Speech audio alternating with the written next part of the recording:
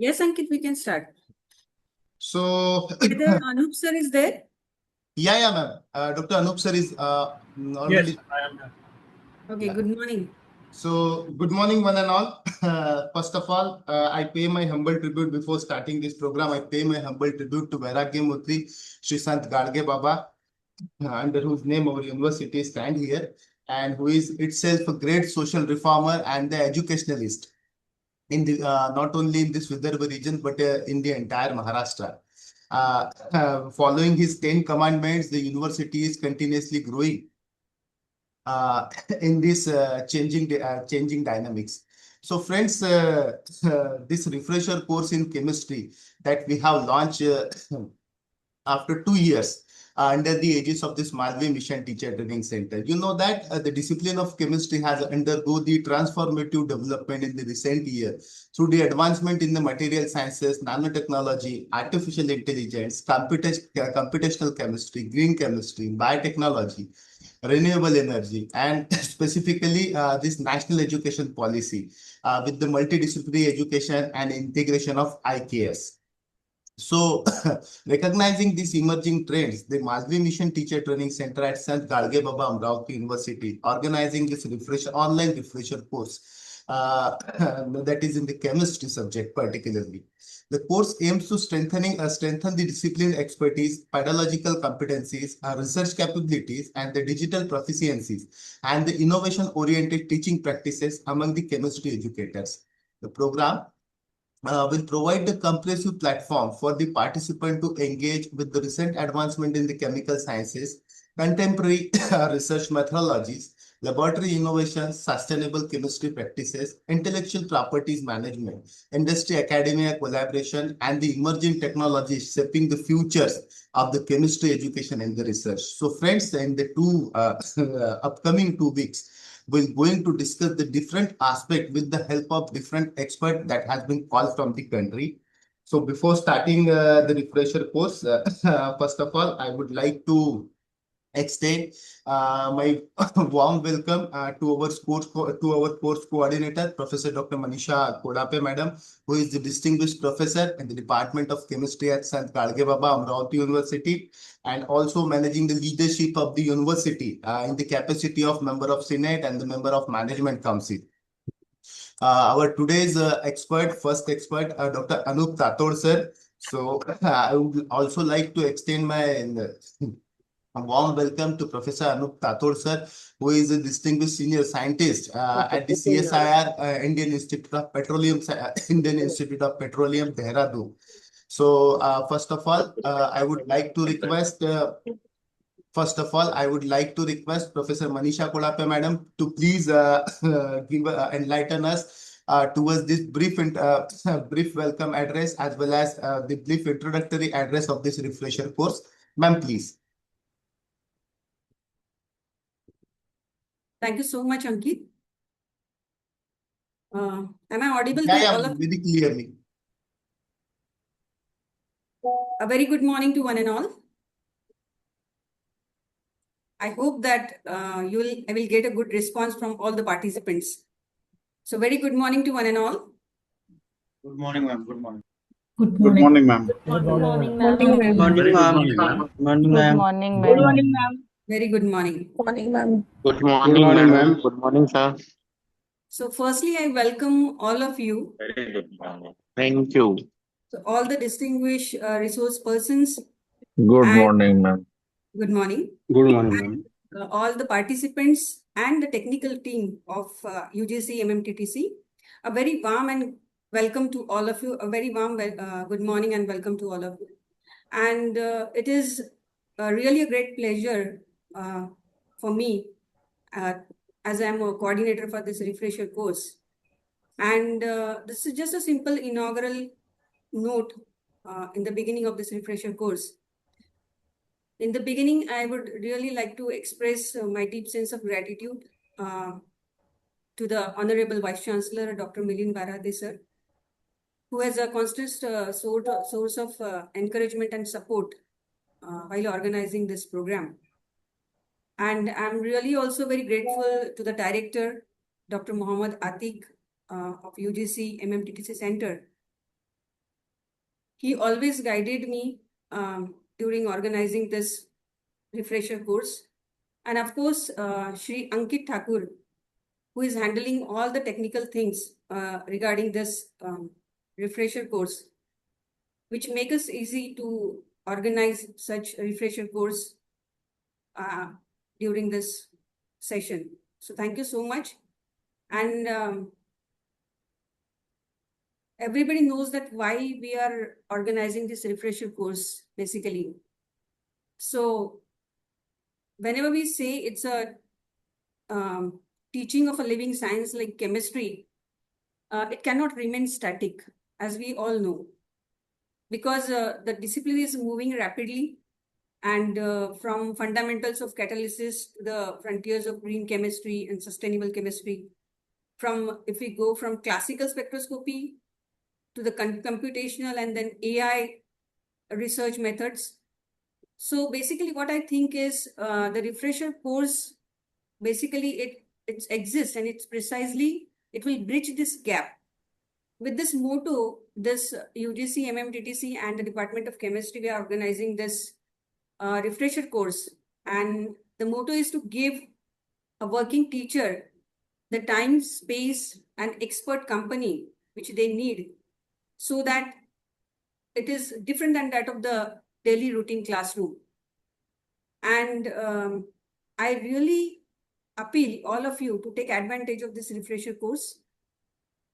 As already told by Ankit, that it's a 2-week refresher course, and I have really tried very hard with the help of the support of the support of the technical team and the director MMTTC.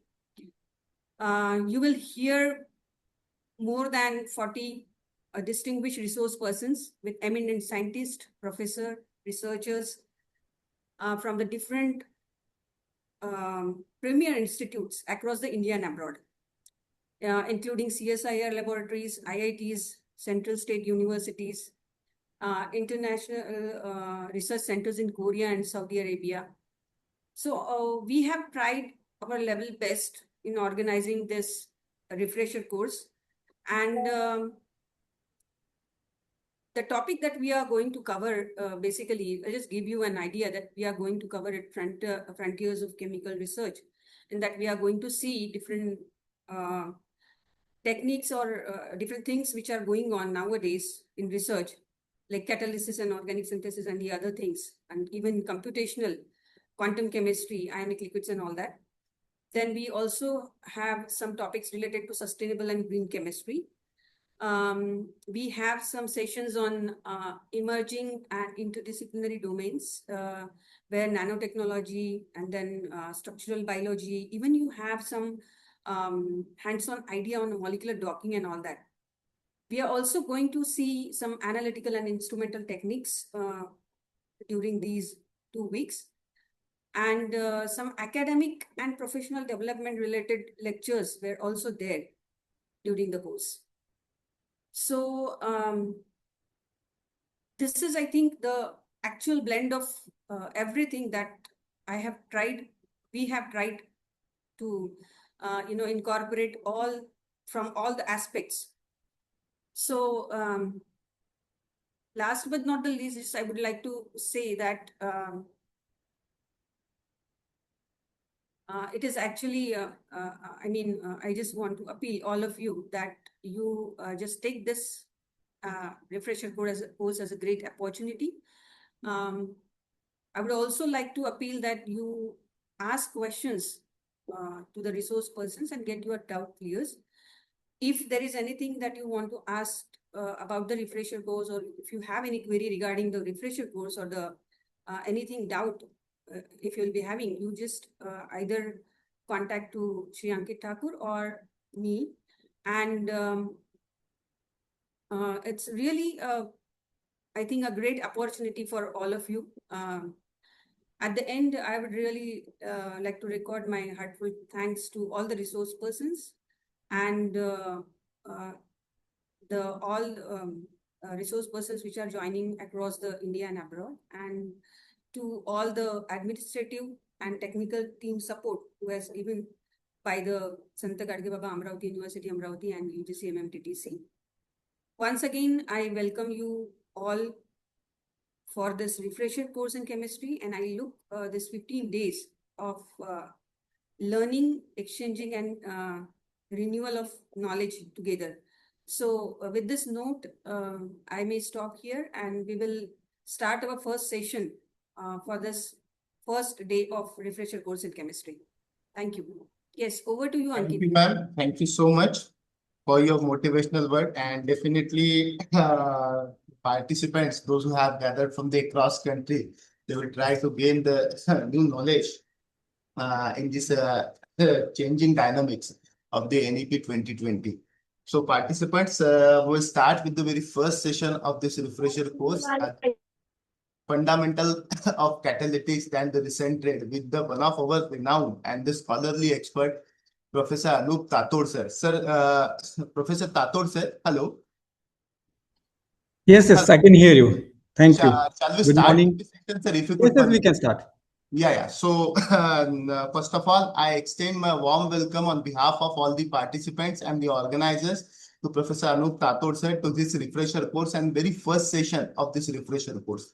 Friends, Professor Anup Tator sir is the distinguished senior scientist and the associate professor at the Light-Stock Processing Division at CSIR, Indian Institute of Petroleum, Dehradun.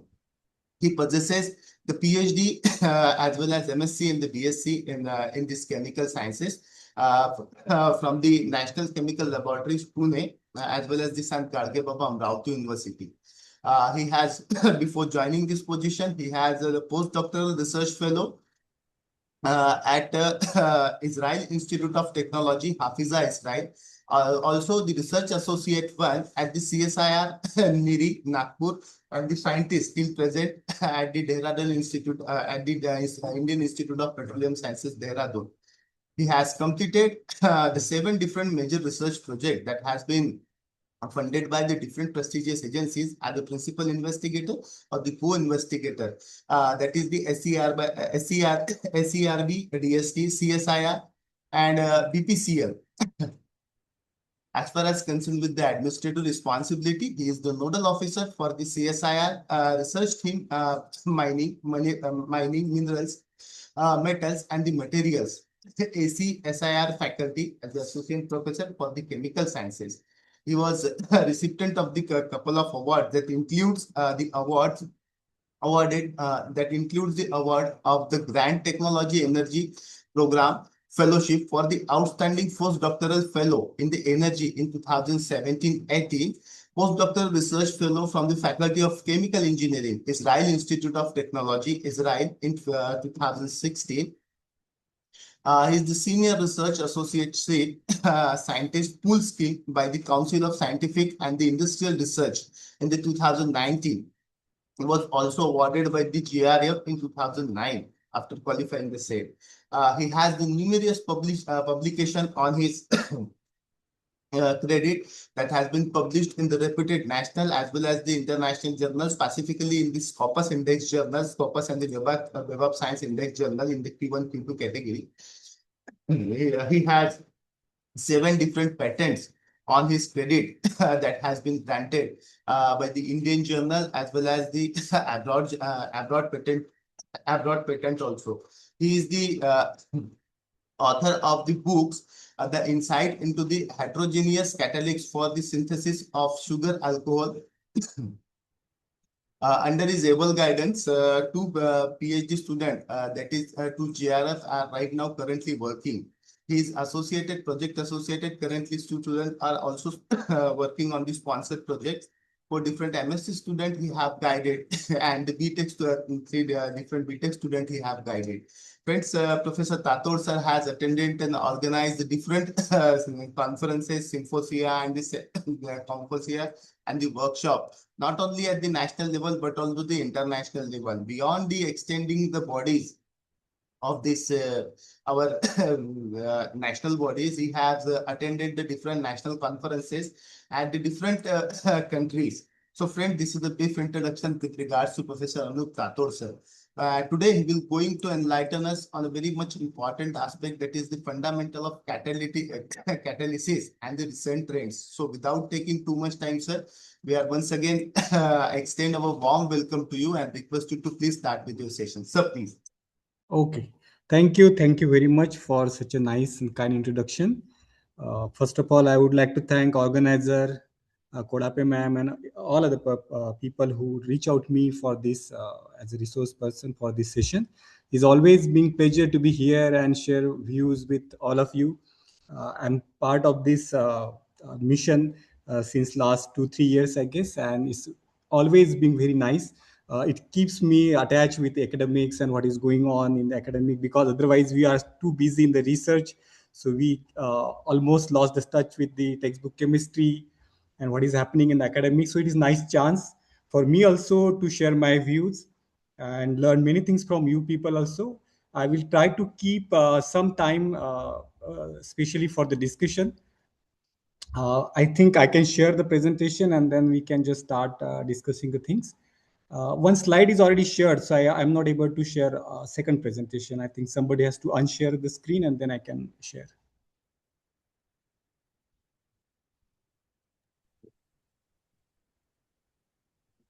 Anup sir, I think it's not visible. No, I could not share because something is already shared. Okay.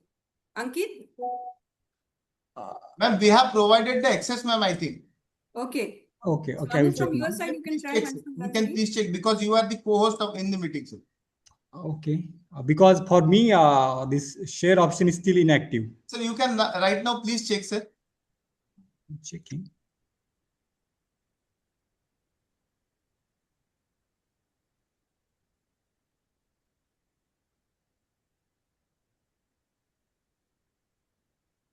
No. Still, it is showing like already somebody has shared. This logo is in the what logo we are seeing? That may be the No, sir, I sharing think site. all the access has already been granted, sir. Now maybe it's possible. Just wait.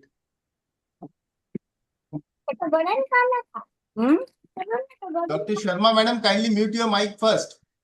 Dr. Sushila Sharma, madam. Sir, all the access were granted from our side, sir. No, I can see because it's showing is engaged with this what we are about to share. For that, is 1% at a time is allowed. So something is already on the screen. So sharing option is not active for me. No, sir, no one is sharing the screen in the meeting, sir. Let me try one more time.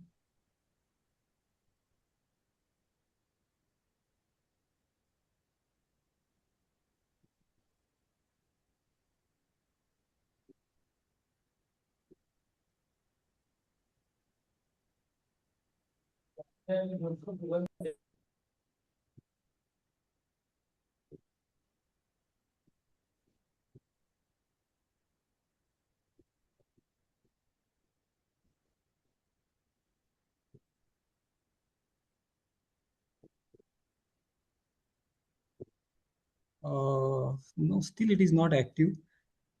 Still, it is not active? No, it's just this share mode is inactive for me. Ma'am, shall I forward my presentation to you by Gmail and then maybe you can try? Or shall I just log out and log in again? Ankit, no problem. So you can just forward your presentation to that mail Yeah. particularly that will be received to us and we will share from here, sir. Okay. Meanwhile, I will try. I will just sign out one more time and I will try to log in Yeah, again. definitely, sir, Yeah. definitely. You can rejoin. We will wait for a couple of times. Yeah. Okay.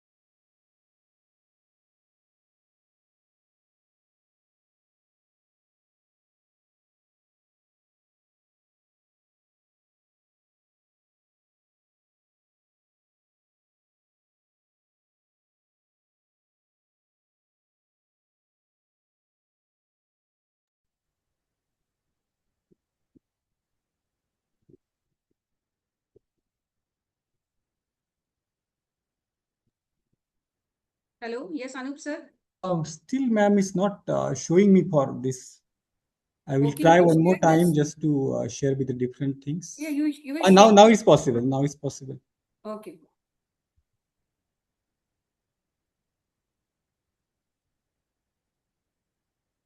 Is it okay? Yes, sir. Yeah, yeah. Now it is sharing, sir. Working. It's sharing. Okay, okay. Yeah, it's You can- visible. So we can start, right?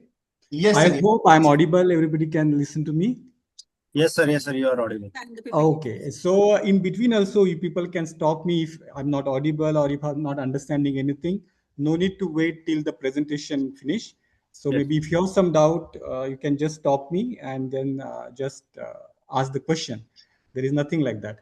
Yes, So sure, sir. before I start, I think I have already told it's very nice to be here on this platform and share my views about this catalysis and recent trend. I will try to keep fundamental things minimum because I understand everybody's faculty and we have learned catalysis some point of time in the graduation or post graduation. So all of us understand the basic of catalysis.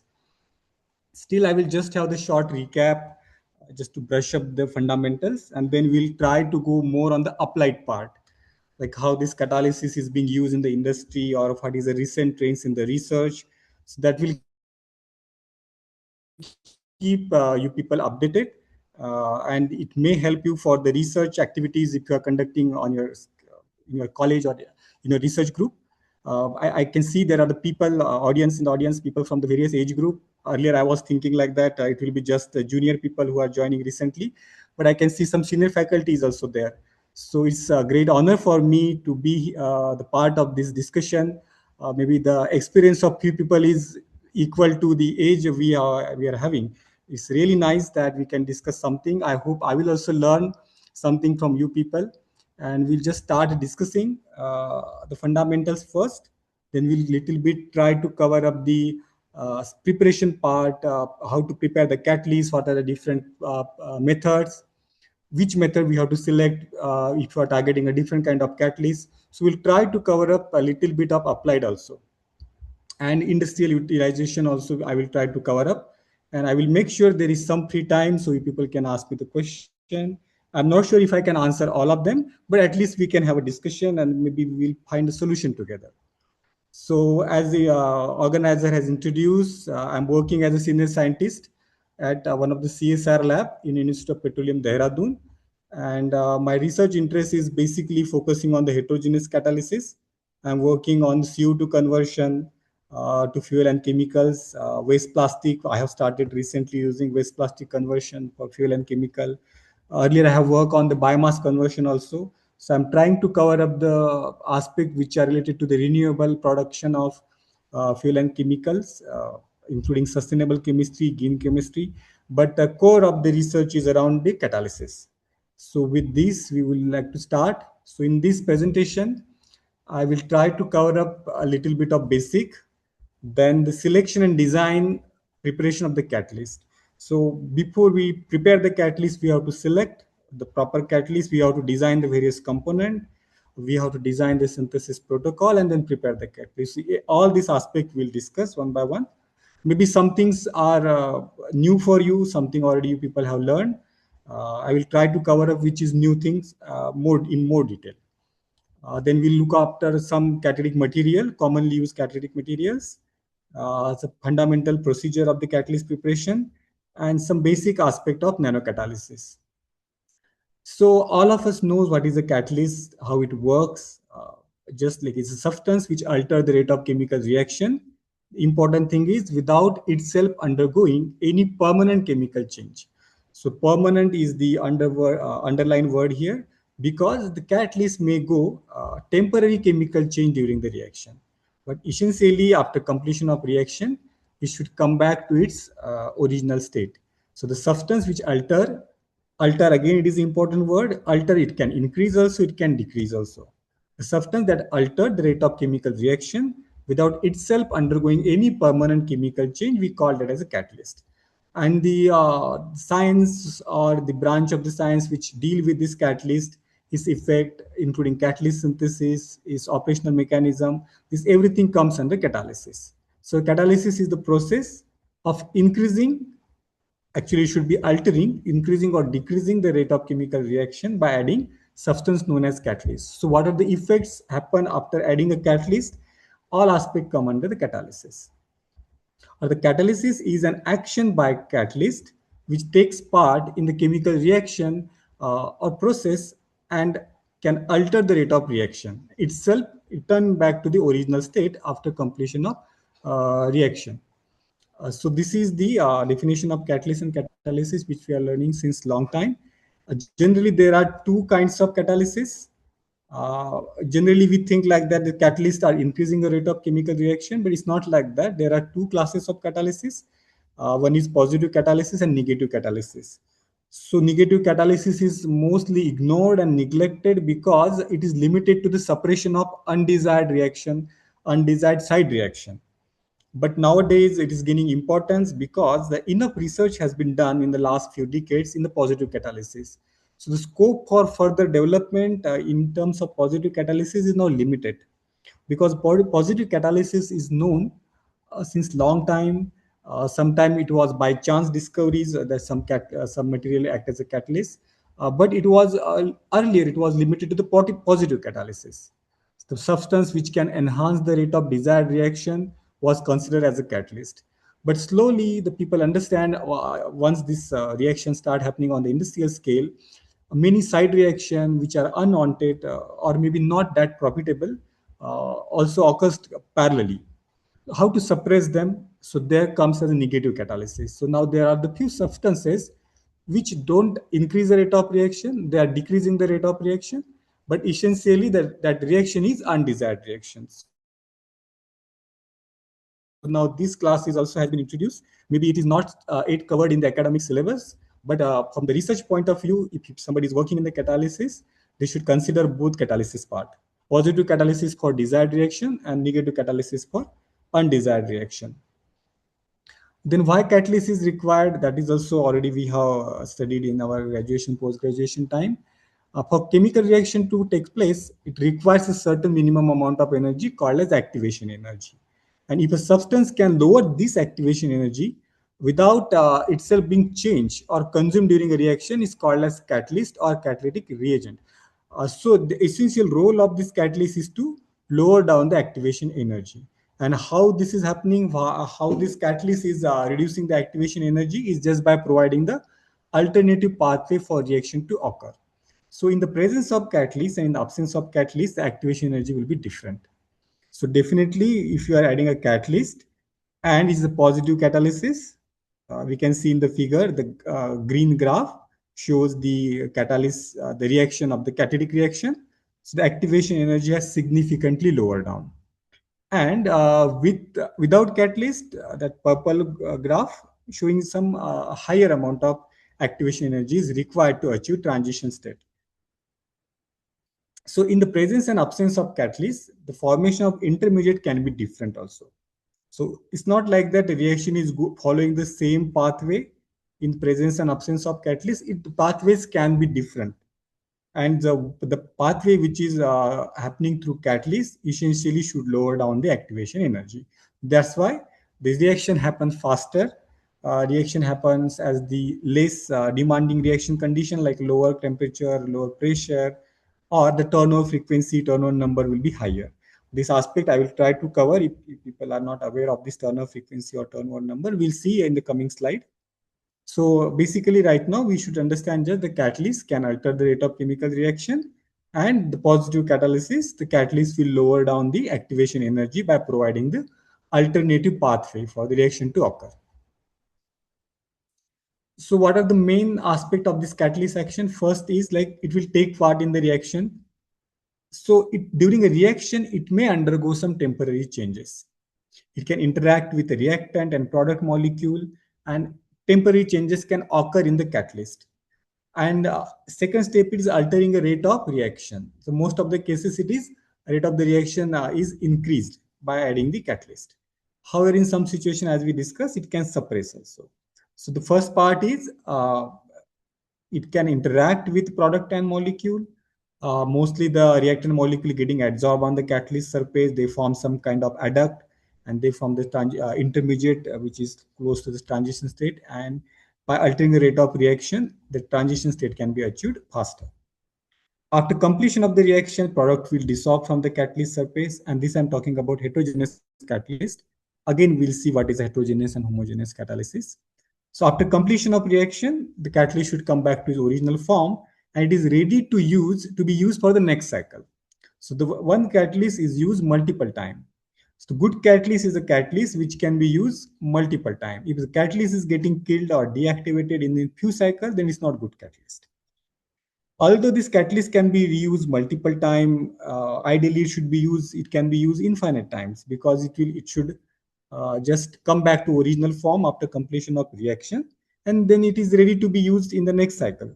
However, this is not true in terms of the real practice in the industry or something. This catalyst get deactivated. There are various reasons why catalysts get deactivated. There is no catalyst which can be used for infinite time. The lifetime or lifespan of the catalyst can be longer. Sometimes the industrial catalyst is working for years. It doesn't get deactivated that fast. But at a certain point, it will start deactivating. And there are various reasons we'll discuss in the coming slide. So although this catalyst can be used multiple time, infinite time, ideally, in practice, it has certain lifespan, and after that, it start deactivating slowly. Gradually, it deactivates, and at a certain point, it just stop working at all. So what are the good qualities or qualities of good catalyst? First is activity. So the catalyst should be able to pass the catalytic cycle multiple times. So it should convert the reactant very fast, dissolve the product, leave the product out, and receive the fresh reactant molecule, convert it into the product, and leave it again. So it should undergo this cycle multiple times. So how fast this conversion is happening on the catalyst surface define the catalyst activity. Suppose some catalyst is good catalyst, what will happen in the certain time, it will undergo this cycle, catalytic cycle, multiple times, or large number of cycles. It can happen in the certain, for example, 1 minute. But if catalyst is not good catalyst, it will take a long time to complete one cycle. So the good catalyst having good activity, it means it can undergo the multiple cycle, catalytic cycle in the short span of time. A second very important aspect of the catalyst or quality of the catalyst is selectivity. Now, selectivity comes when more than one product are possible. For example, A plus B is giving C. The only possibility is formation of C. Then maybe the selectivity doesn't come in the role. But if A plus B can give C and D, and you just want to prepare C, then selectivity is very critical. So the selectivity defines if there are multiple product formation is possible, how selective this catalyst is for particular product. The product can be anything. So the two reactant can start, the same reactant can start. It may end up with a different product as a major product, depend on the catalyst. Now just take an example of this syngas conversion. We can see in this small figure. In the center, there is a hydrogen and CO, which is a syngas, combination of hydrogen and CO. So if you react this CO with hydrogen, it can form methanol, it can form some alcohol, it can form hydrocarbon, higher hydrocarbon, or it can just form the methane. So these all reactions are possible. All the reactions are thermodynamically and chemically possible, but the selectivity, which product will be as a major product, will be essentially defined by the catalyst, which catalyst you are using. Like for example, nickel catalyzes methane formation. So if you are targeting for the methanol production and you have the syngas, maybe you should not use nickel, because it will divert the reaction towards methane formation, not towards the alcohol formation. So this case is true almost for most of the reaction, because most of the reactions are there is a multiple product formation is possible, and out of multiple product, one or two products are commercially important. We need to produce in a larger scale, so we need to define or fine tune our catalyst, which is very, very selective for the particular product. So right now, most of the research which is ongoing is not on the activity. So already we have reached the state where we have developed the catalyst which is very active. Whole world has already coming on the research scale that this in the fraction of second, large number of reactant molecules can be converted. This is not there is a very good reactor designs also. There are various ways to provide energy, required energy for the reactor. So there is much more advancement has happened in last few decades in terms of catalysis. So there is no question of preparing a good active catalyst. It comes now on the selectivity, how catalyst is selective. And with the time, few products are outdated, few products are in more demand, and this will continue. For example, some product is required now, maybe it will not be required tomorrow. Some product will be banned because of the environmental issues. Some product will find some better alternative, greener alternative can be figured out in the coming. So the product demand for certain product will go down, for certain product it will increase. So the resources are similar. We don't have many resources. We have some fossil resources like crude oil, coal, or some natural gas resources, or some new resources like biomass, waste plastic. These are also coming up. So resources are limited. Composition of resources is limited, and we need to develop the multiple product. So only smart idea that scientists or we people as a chemist can contribute is to design a better catalytic processes which targets a particular reaction, and we end up with the selectively one product. Another concept which is shape selective catalyst. And now shape selective catalyst is not the shape of the catalyst. Catalyst can be of any shape. This property is essentially related to the porosity, pore size of the catalyst.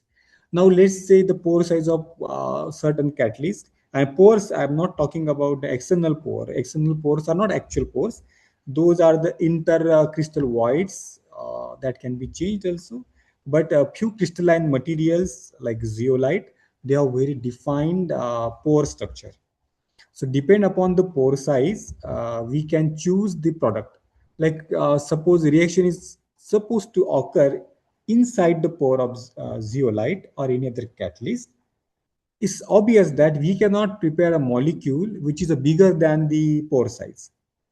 So if you want, if there's a chance, your reactant can make two products. One is very big in the size, one product is very small in size, and you want a smaller product. What you should do, you should choose the catalyst which has very small pore size. So the formation of large molecule will be just limited on the surface. And in the catalysis, the external surface area is negligible, almost negligible. The reaction occurs mainly inside the pores, in the interior catalytic sites. So we can tune the shape selectivity. We can tune the product distribution. We can selectively produce one product, but here the product should be, one product should be in the larger size, one product should be in the smaller size. So if by choosing the particular catalyst with a different pore size, we can fine tune the product, but not the product which are in the similar size, having different chemical functionalities. Not like that. If the product is having different size or chain or branching, then only we can use this shape selective catalyst. Zeolites are generally used for this kind of catalysis. ZSM5 is very familiar catalyst in the refineries, petroleum refineries. By the way, most of the chemicals, most of the energy products are coming through the reforming of fossil resources. So the petroleum industry, as a common man, we just think it is end up with the petroleum, like gasoline, petrol, or diesel. It's not like that. The many product, almost 70-75% products are coming through this further processing of the outcome of this petroleum industry. So ZSM5 is one of the zeolite, which has very defined pore structure, and it is extensively used in petroleum industry.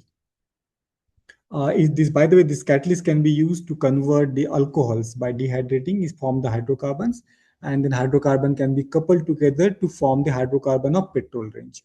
So there is upcoming research where methanol or ethanol is being converted to the petrol kind of products.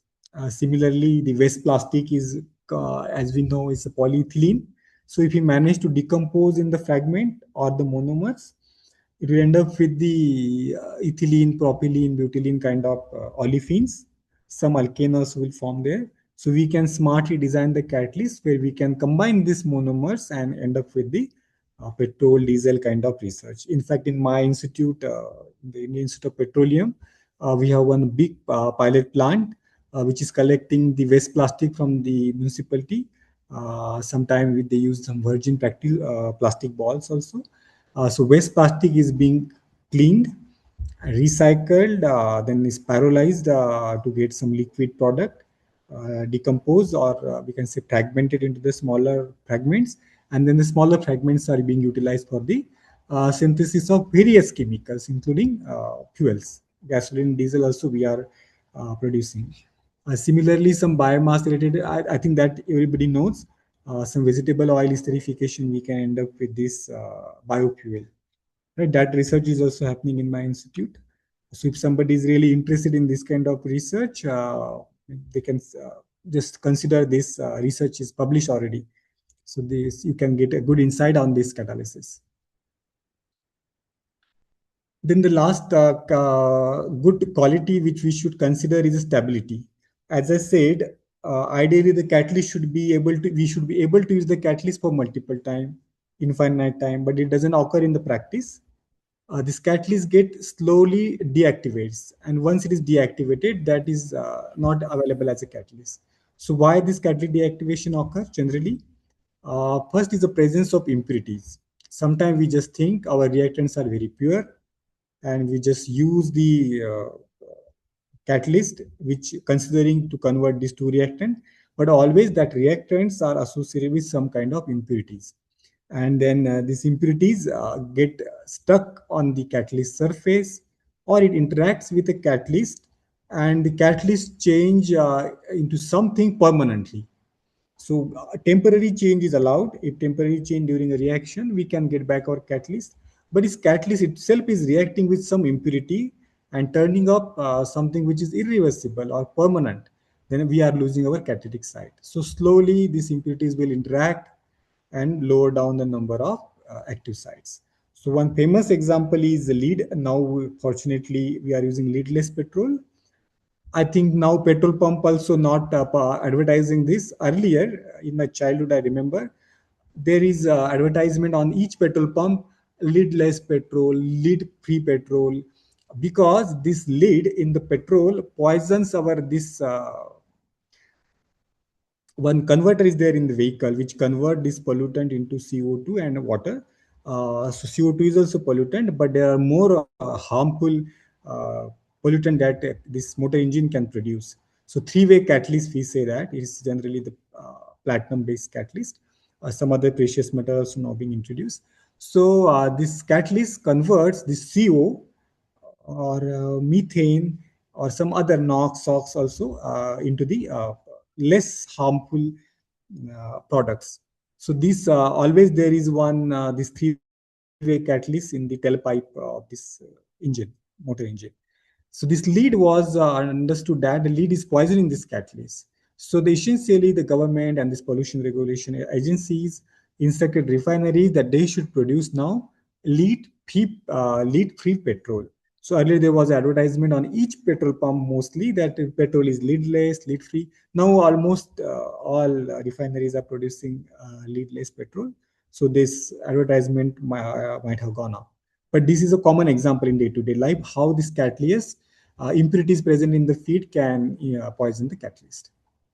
Another reason of this catalyst deactivation can be the deterioration because of thermal treatment. Some part of the catalyst can be volatile at high temperature. So it can just decompose or deteriorate your some catalyst composition because of thermal or pressure, something like that.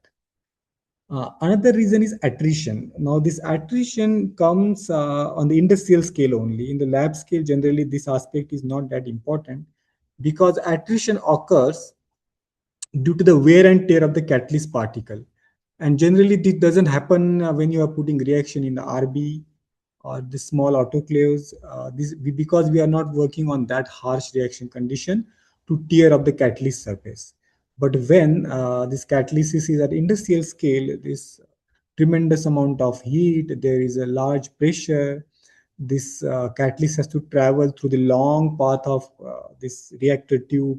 So there is a chance the catalyst surface can scale up it can lose some particles as that called as attrition. So this one of the reason for attrition also, but maybe on lab scale you may not encounter this. Another aspect is this solid acid catalyst. Solid catalyst should have large surface area, because large surface area, then only we will be having a larger amount of catalytic site.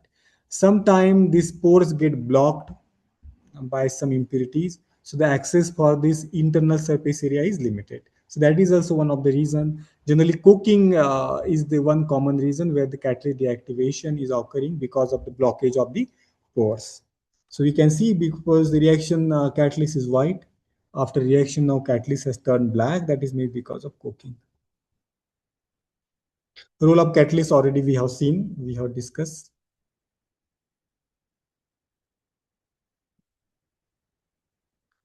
Type of catalyst we'll see now.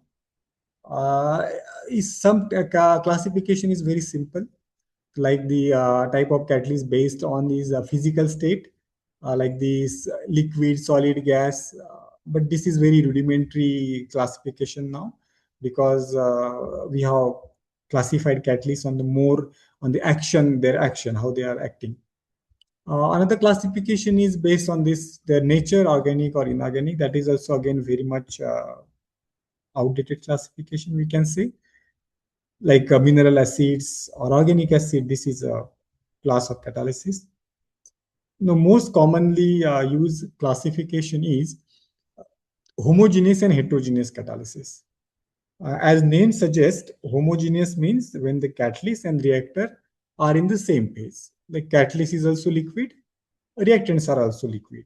So this is called as homogeneous catalysis. Heterogeneous means where the reaction involve the multiple phases.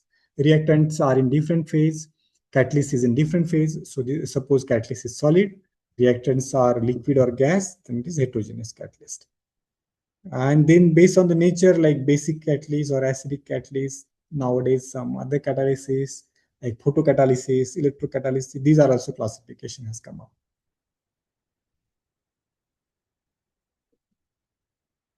Now, we'll just see in a detail two classes of catalysts, which is mostly used catalysis classification is homogeneous catalysis and heterogeneous catalysis. As name suggests, catalyst and reactant are in the same phase in a homogeneous catalysis. For example, in liquid state or aqueous state. Reaction proceeds to an intermediate species with a lower energy. This is the role of catalyst. There are usually more than one reaction step. This is not like compulsory. It's not like in all homogeneous catalysis, this is a rule. But generally, this is observation. When there is a homogeneous catalysis involved, more than one steps are involved. Although I can say in heterogeneous catalysis also, the actual number of steps are generally more than one step. Several homogeneous catalysts are known, like acid-base catalysis. Metal ions, particularly if the metal ions are dispersed into the solution, those acts as a homogeneous catalysis. Although metal looks solid and the reactant may be in the liquid state, but when we disperse, when we dissolve these metal ions in the aqueous solution or in the another solvent, we cannot take it back. It just gets solubilized in that reactant phase. So it is homogeneous catalyst. Organometallic complexes are the well-known example, and enzymes. Biologically, if you want to see, enzymes are the mostly homogeneous.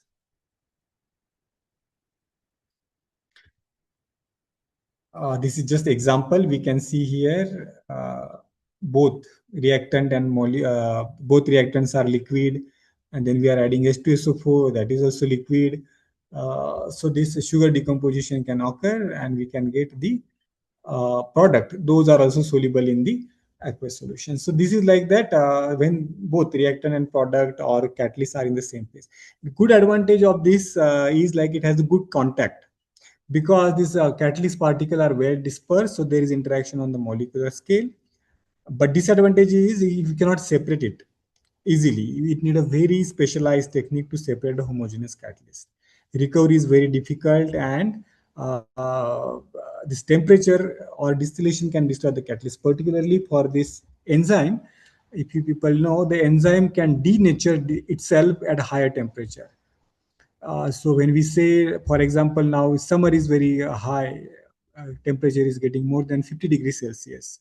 So why it is dangerous? It's not just because it is very hot. It can denature some proteins. Proteins are like amino acid and something. It can denature it.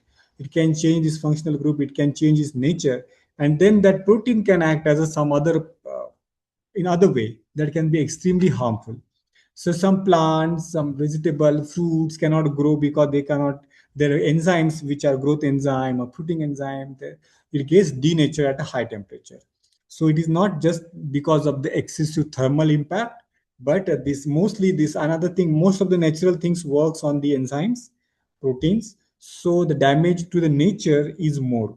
Machine or man-made things are less likely to affected by this temperature damage, but the natural things affects more. So by increasing this global warming and the things, the first thing what we are going to lose or we are going to damage is our natural well-balanced system of food chain or food growth. Everything we are going to collapse, which is happening on the nature if you are still continuing the increase in this global warming. So anyway, that is another aspect. Another class of catalyst is heterogeneous catalyst. So as name suggests, two different phases are there. And this is mainly characterized by the presence of active sites. Whole catalyst is not active. There are some active sites which are active for particular reaction, and the number of active site define the activity. Higher the number of catalytic site, active site, higher is the activity. Some examples are there. I'm just phrasing some examples which is in the common use, but not necessary to remember these examples. There are several examples. If you just Google, you can get documented examples of heterogeneous catalysis also. So these are the process. We will see how it occurs now.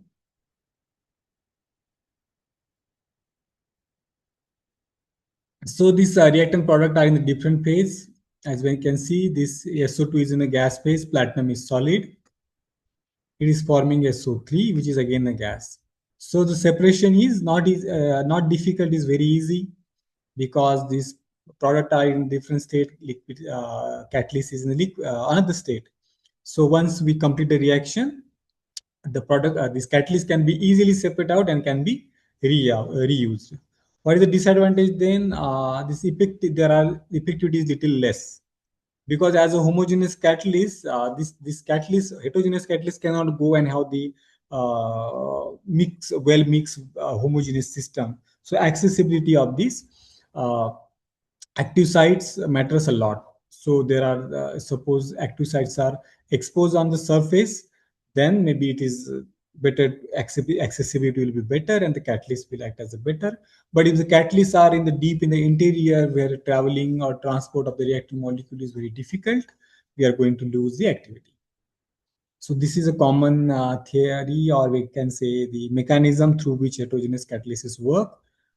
This reactive molecule get adsorbed on the catalyst surface, on the receptor site, or on the catalytic active site. They get activated. So the activation can be of various types. It can get polarized. It can be, there can be some electron transport. So after getting adsorbed on the catalyst surface, molecule can be electron rich or electron deficient, polar or more polar, less polar. And once they are activated, the two reactant molecule form intermediate by interacting with among themselves. And once that product is formed, it dissolves from the catalyst surface. So at the end of the cycle, we get our catalyst surface back.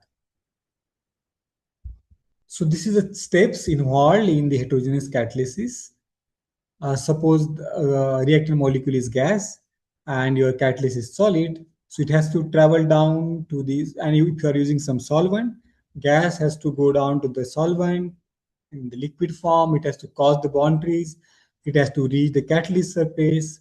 Then it has to travel to the interior of the catalytic site, interact and dissolve and come back and then get escaped. So this what the route is followed. This is general route where this each molecule will travel in terms of heterogeneous catalysis. Enzymatic catalysis, as we say already, is a biological catalyst, and phenomenon are known as biochemical catalysis. Mostly, these animal bodies, plant bodies are maintained, their life cycle and everything through the enzymes. So this is very important class of catalysis, but it is limited to the biological processes.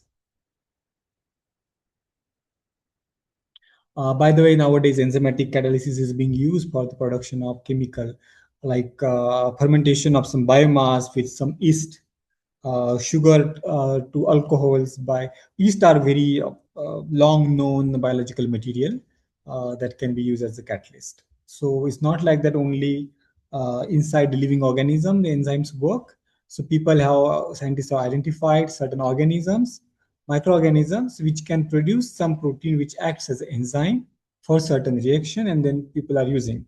So this biochemistry is also very well-renowned field of catalysis nowadays. This enzymatic catalysis is very efficient because they are very selective, and mostly it is being produced by nature. There are still some attempts has been made to produce artificial protein type molecule which can mimic the enzyme, but still we have not reached as efficient as the natural enzymes. So these are very efficient.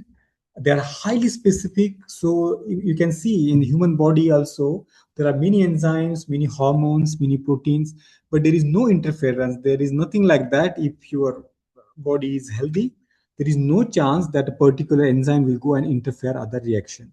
So each enzyme is very selective for particular reaction, and they operates at that temperature, that pH, including the food digestion and everything. It is very systematic, and since it is a natural make, it is very specific. This model you must have seen many places, lock and key. So there's one enzyme and substrate has some receptor site. So only certain protein can fit into the that receptor site and can act as a catalyst. Now we are moving towards now application of catalyst, a little bit of advanced. So industrial application. So what are the advantages why people want to use this catalyst in the industry is, first of all, it increases the rate of reaction. So you can produce more amount of product in the smaller time, shorter time. It simplifies reaction steps. Sometimes it involves the less energy consumption, low temperature, low pressure. So it saves the energy. So energy saving means cost saving, and the industry is working on the profit. So if the catalyst is which can produce the product in a lower amount of energy is definitely a desirable catalyst. Sometimes it can minimize the waste. How it is minimizing the waste? For example, if catalyst is very selective and is producing only one product, then unwanted product formation is avoided. So waste formation will be minimized. In that way, we can minimize the formation of some harmful or toxic material also. Certain production is not possible without catalysis, because the energy demand for that product formation is very high. So without using a catalyst, some certain reaction doesn't go at all. But like water splitting, so we know that water is made up of hydrogen and oxygen.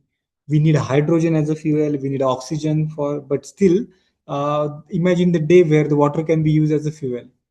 It's not possible, it's not impossible, because water splitting is possible into the hydrogen and oxygen, and then we can use hydrogen as a fuel. But this water splitting is very energy demanding reaction. It's not possible at a natural reaction conditions. Still, research is going on when some catalytic processes are being developed to conduct this water splitting. Certain like this, certain reactions are there which essentially need a catalyst. This already we have discussed. This is called as a three-way catalyst, which is fit in the vehicles. Mostly the bike people who are using bike must have seen something like this when you are going for servicing of your bike. In the car also it is there, but it is little bit hidden part, and bike it is clearly visible. So we can see this three-way catalyst can convert hydrocarbon, CO, or NOx or SOx also in less harmful nitrogen or CO2 and water. CO2 is a pollutant. I'm not saying it's not a pollutant, but relatively it is a less harmful. So this catalytic converter is really playing a very important role in controlling the pollution.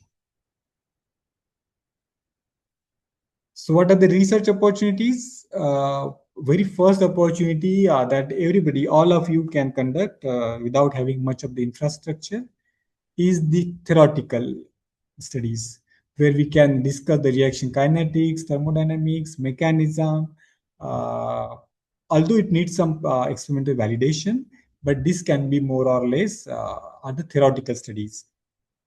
But those are essential. We cannot have the practical, we cannot have experiment without theory. Next research scope is catalyst development. So first is material synthesis. We can fine tune the properties of the catalyst. We can improve the catalyst stability. We can improve the catalyst stability, selectivity, something like that. So either we can select, prepare the material, or we can do some post-synthesis changes to enhance the catalytic property. Our next sector is analysis techniques. So this may be a little bit away from the catalysis, but since it is a part of the reaction, we can do the analysis technique also. So once we are done with the product formation, we need to analyze it. So there is enough scope in that field also, analysis also. I will not go in detail. All of you might be knowing using this GC, HPLC, chromatographic technique to identify this. The research opportunities are there also. And a little bit advanced research technique is reaction modeling. So here, generally, people are on the simulation basis, with the help of some software, with some raw data on the thermodynamics and kinetics. They used to pretend, or they used to predict the reaction condition, catalyst condition, feasibility of this reaction through the modeling. Means before we conduct the reaction, before we have the experimental proof in the hand, since it is a lot of cost is involved, researcher used to do the modeling and simulation, where they check theoretically if this reaction is possible, if this is compatible, we can do it or not. If you want to do this reaction, what kind of reactor is required, everything. This comes under the reaction modeling. Now we'll go more on the little bit advanced, which I'm sure most of you might have not covered. So until now, this is the basic things which more or less you people are aware with. Now a little bit advanced we are going. So if you people have some question until now in the basic, you can ask me right now. If no, we'll go to this advanced part. But now this part is lesser known. So maybe I will not be familiar with this kind of topics. Yes. Hello, sir. I have one comment here. Okay. On your lecture so far. So first of all, thank you for your nice presentation so far. Dr. Ramu, this was from Hooghly Women's College, West Bengal. So in one of your slides, you have shown the subcategories of homogeneous catalysis. So you have majorly divided in 4 subcategories. Maybe it's better if you can include nucleophilic catalysis here, because it is a very major domain of homogeneous catalysis right now. I'm sorry, I could not catch the word. What is that? Nucleophilic catalysis. That includes amines, phosphines, N-heterocyclic carbons, isothioureas, and many more. Yeah. Yes. So thing like as I have limited time, so I could not cover everything. I was just wanted to have some introduction on the basic. Mostly I'm working on heterogeneous catalysis, so I thought maybe I will discuss more detail that. But as you suggest, that is also emerging very important class of the catalysis. The people who are interested really should. There is a future. This catalysis now, what is emerging. There are several aspects are coming up. So we need. There is no limit. We can just explore everything. So for me, maybe it's limited because of limited time and expertise also, but thank you for pointing out this. Yeah, one more point. So that is the enzymatic catalysis. Instead of enzymatic catalysis, it is better to say the biocatalysis, because enzyme is a subclass of biocatalysis, and inside biocatalysis you have peptide catalysis and alkali alkaloids. So enzyme is just the subclass of biocatalysis. Yes. I agree. Mostly these enzymatic are in the biological processes or biological systems. So I tried to correlate people who are maybe not much familiar with the catalysis, just to have the analogy so they can correlate. That's why I give the example that this enzymatic catalysis is mostly in the biological system. But as you said, biochemistry or biological catalysis is much bigger than just enzymes. Yeah. And right, I have one question here. So that between homogeneous and heterogeneous catalysis, the advantage of heterogeneous catalysis over homogeneous catalysis is obviously the high turnover number, right? This advantage is with homogeneous catalyst. Homogeneous catalyst has the higher turnover. Yes. Yeah. My question is that what is the possibility of merging asymmetric catalysis with heterocatalysis? Because this field is rarely explored. And in asymmetric catalysis, the catalysts which are used in asymmetric synthesis are really very difficult to prepare over multi-step procedure.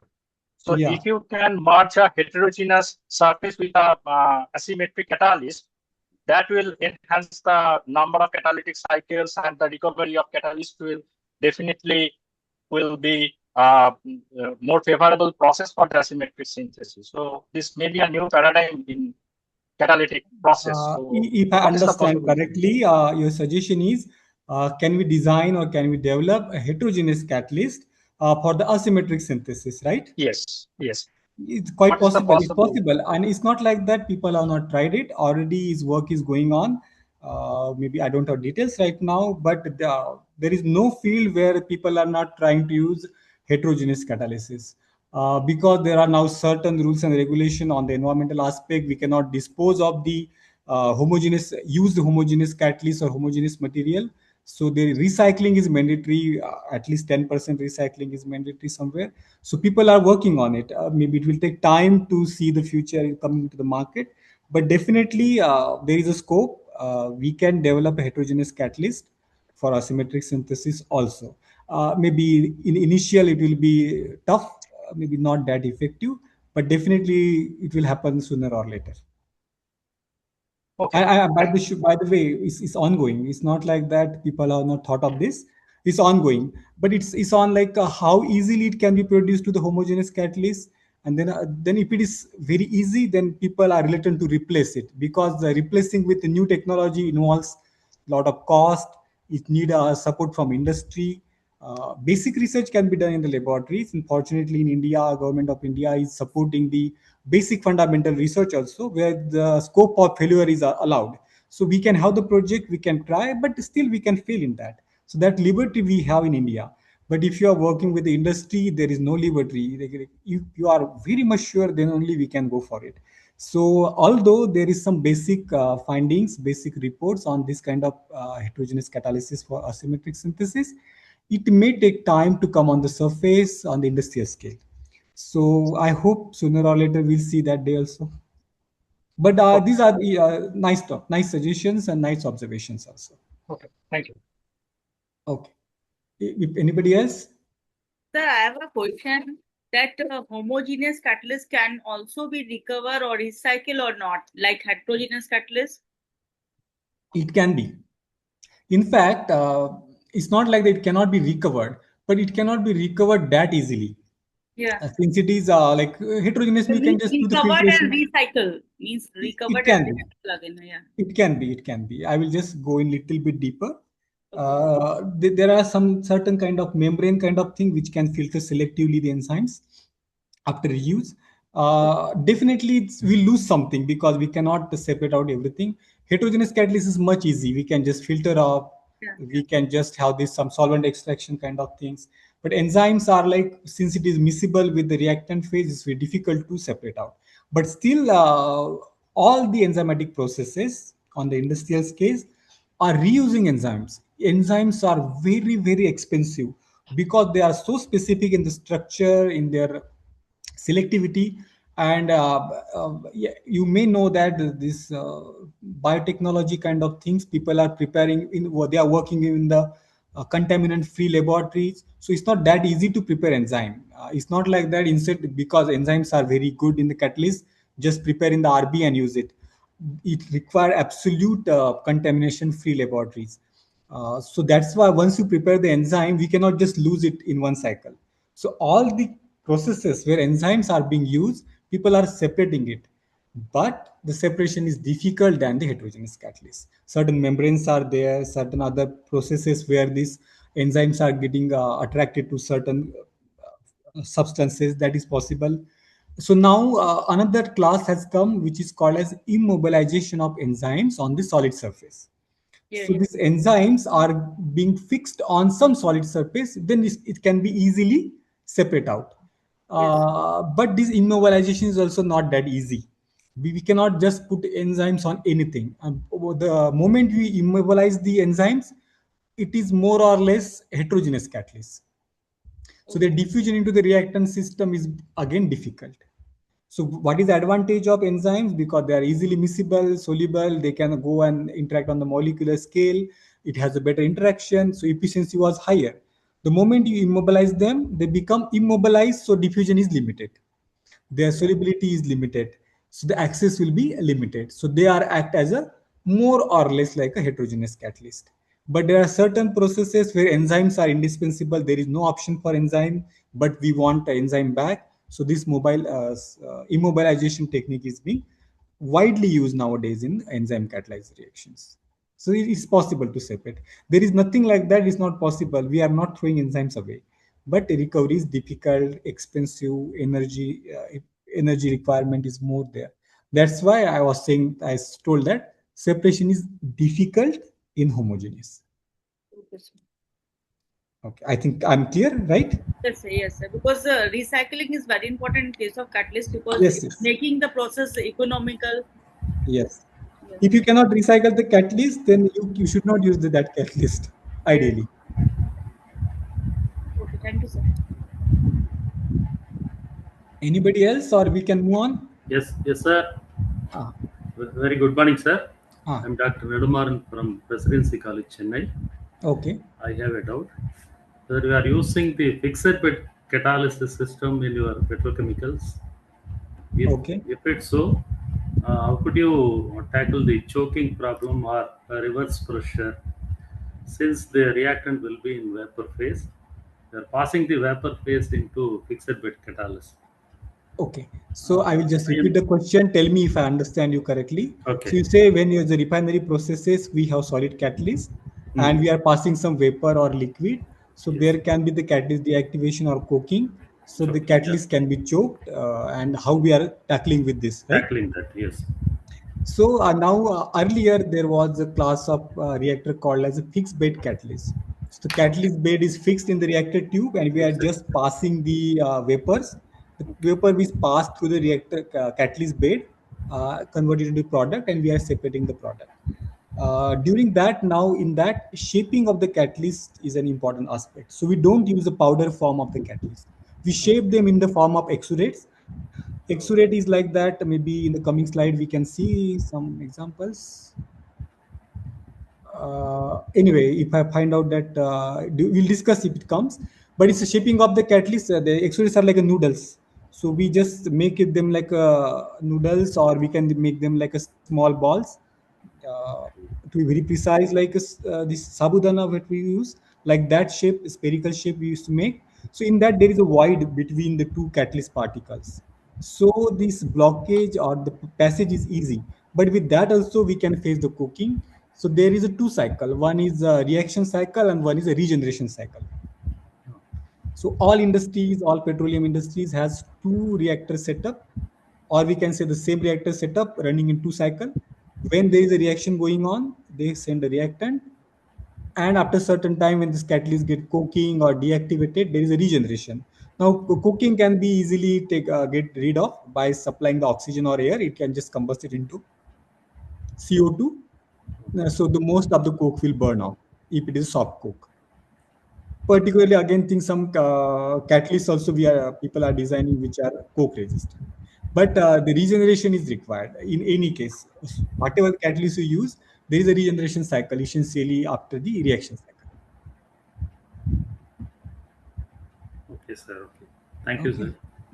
Okay, I think we should move on because I have many slides to cover up and we are left with only 15 minutes. So now I will just try to touch upon things. So if you are designing the catalyst, we should consider all the properties, chemical properties, if you are good in the activity, selectivity, its mechanical strength, They should not interact with the reactant. They should not get decomposed at the reaction condition. So we should be having all this aspect in the mind when we are designing the catalyst. Generally, supported metal catalyst is class of the heterogeneous catalyst, which is widely used. It consists of a support. Support is sometimes neutral, sometimes doesn't have any role to play. Sometimes it can play some role also. And then support is supported with the active phase, generally is the metal. So instead of using the metal ions dispersed in the solution, we fix them on the catalyst surface, and then that is called as the impregnation or fixation or immobilization of active phase on the support. Support is inert phase, like that we can consider. Optionally, it can be promoted also. So we can have the promoter, which can promote the activity of active phase. Promoter itself may not act as a catalyst, but it can just promote the active phase. Some example of the active phase is metal oxide, or various forms of metal like sulfide or something. Promoters can be, they can promote, they can just transfer some electron density, they can enhance the dispersion of metal, something like that. And carrier are mostly inert, or they don't have much role to play. But the support like acidic support like zeolite or acidic alumina have some role also to play. Some common support example is silica, alumina, zeolite. Now I cannot go in detail, maybe otherwise we have to skip some part. These common properties of some carrier. Now I will try to touch upon some fundamental of catalyst preparation. There are two kind of catalysts now. One is like bulk catalyst, means catalyst itself you are preparing. And then, for example, zeolite. If you are preparing a zeolite without any modification, without any functionalization, also zeolite can act as a catalyst. So you can prepare the bulk catalyst, or you can just prepare the support, which is not good as a catalyst, but it can act as a good support to hold the metals. Then we have to prepare a support, and we have to impregnate metals on that. So there is a various type of adsorption of metal on the support surface. Impregnation, maybe impregnation all of you might be using, ion exchange, chemical vapor deposition, precipitation. So the support is mixed with the solvent, and we are putting some metal, so metal get impregnated on it. If there is some exchangeable ion on the support, exchange also happen, but for that exchangeable ions should be there on the support surface. Chemical vapor deposition means we are making some vapor of the chemical and we are just cooling it on the support surface, it can get deposited. Precipitation means earlier this precursor is soluble, we are putting some precipitating agent, and the precipitant come and stick on the catalyst support surface. So this is also one of the method. After preparation, sometime we need a thermal treatment like calcination. Calcination is basically oxidation at high temperature. Reduction is heating in terms of hydrogen. So if there is some oxide of metal, it can just take away the water, hydrogen reaction, and what metal will be in the metallic form. Otherwise, most of the metal salts are metal nitrate or metal sulfate or metal something precursor, not in the metallic form. So once we have this metal, suppose we have metal nitrate, nickel nitrate. After calcination, it will be nickel oxide. After reduction, it will be nickel in the metallic form. So if the catalyst required metal to be in the metallic form, we need to do certain activation also after synthesis.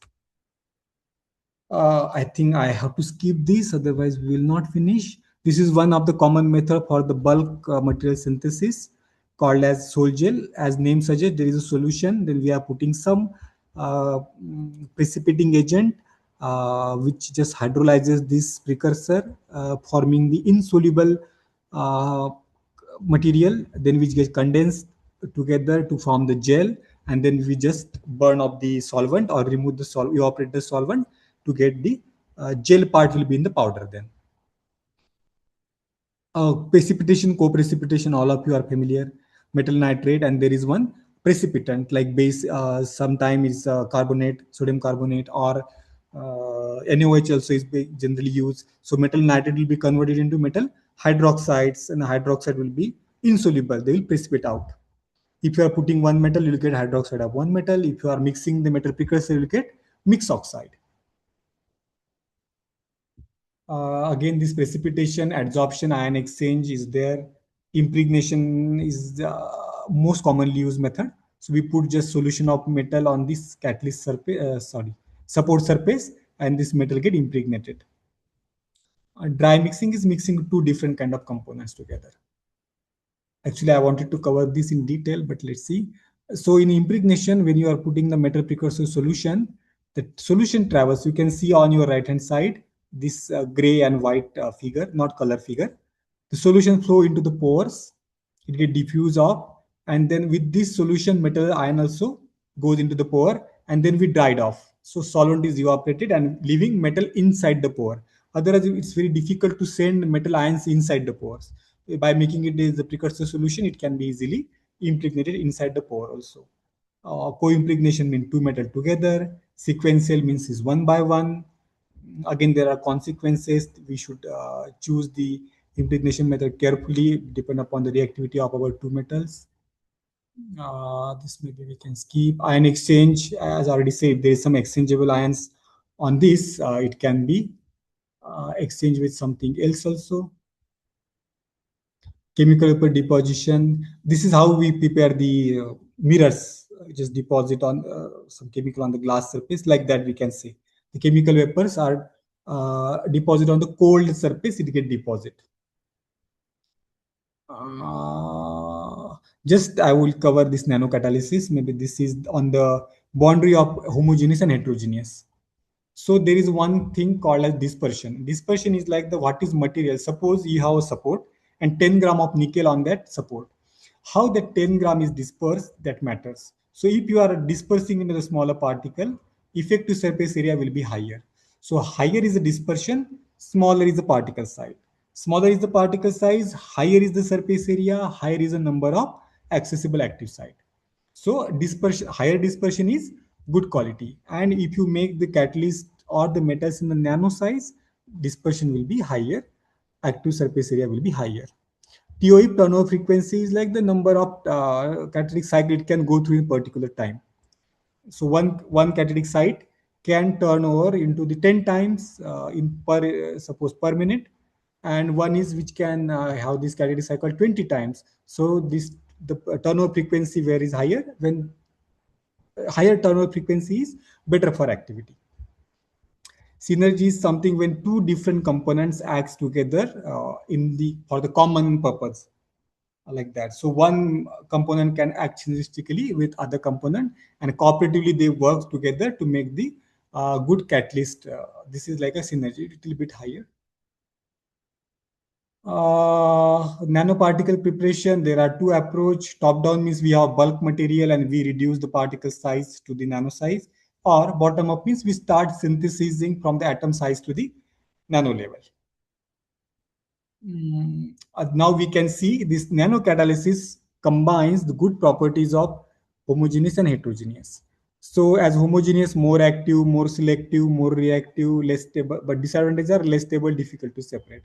So if we manage to make the nanocatalysis, which has the better activity, more stability, greater selectivity, they are easy to separate, cost effective. So the advantages of homogeneous and heterogeneous can be combined if you manage to make the nanocatalyst. This almost now in all the fields, this nanocatalysis is being used because it has certain advantages. Cost efficiency is there, energy efficiency is there. Nowadays, method of synthesis are also very much advanced, so it's not that difficult to prepare a nanocatalyst. It was very difficult before some time, but nowadays with some chemical techniques or some techniques like better instruments, it's easy to prepare now nanocatalyst, not that difficult. We can characterize now better way.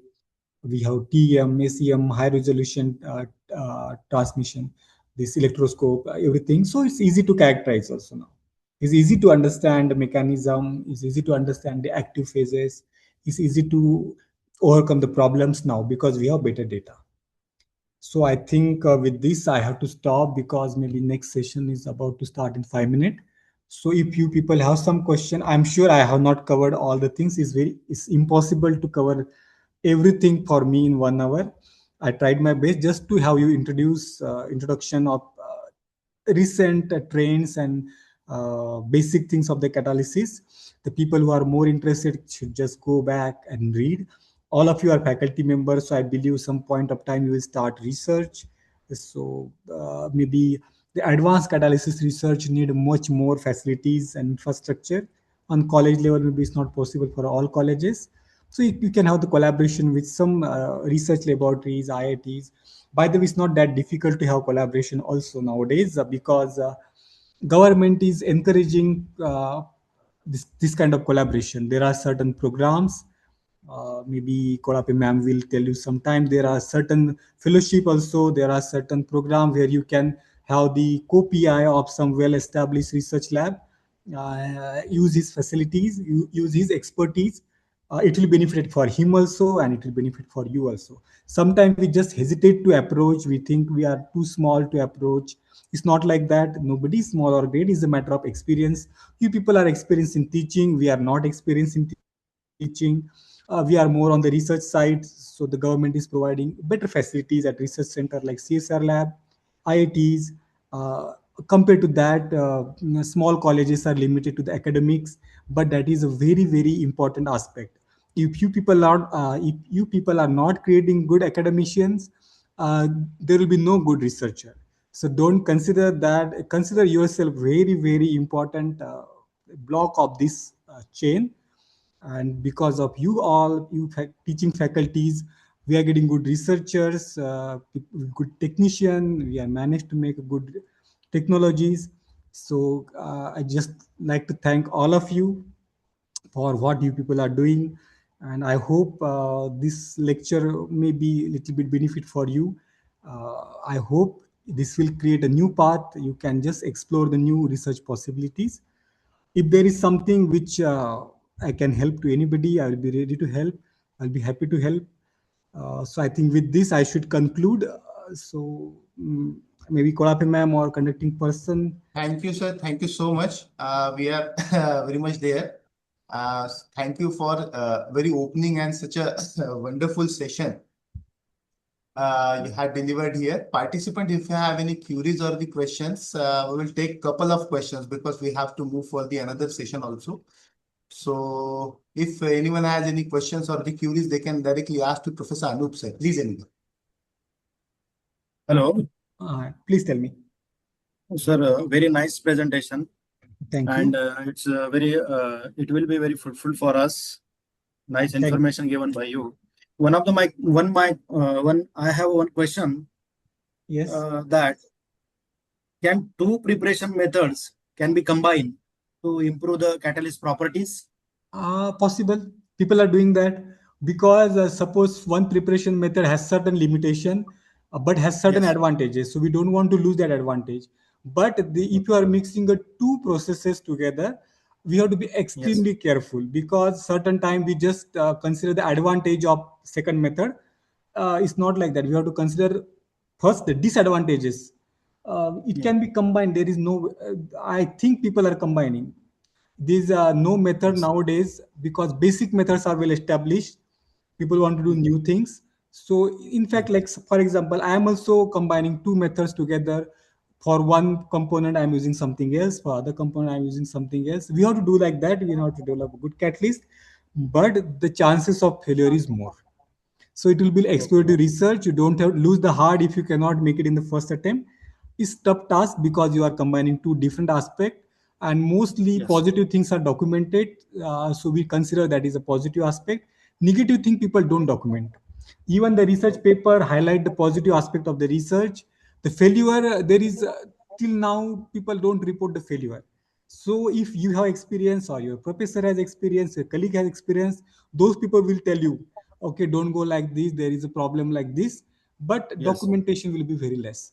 So you have to be ready for the multiple trial and error. But this is a very fresh approach. You can, if you ask me, I think definitely we should try for combining the two different aspects to make one thing good. That is what we call as a synergistic. I could not cover it. Synergistic aspect of these two components or two things. But you have to be very careful. It also works for antagonistic as well as synergistic, both. Yes. We can check it by this way. Yes. Another question is that, sir, why basically we mostly use the solid catalyst in industry base or industrial scale Mostly, Because commonly. the thing is, synthesis little bit easy, storage and transport is easy. Now yourself you consider, suppose you want to carry a solid 5 gram powder from one place to other and a liquid from one place to other.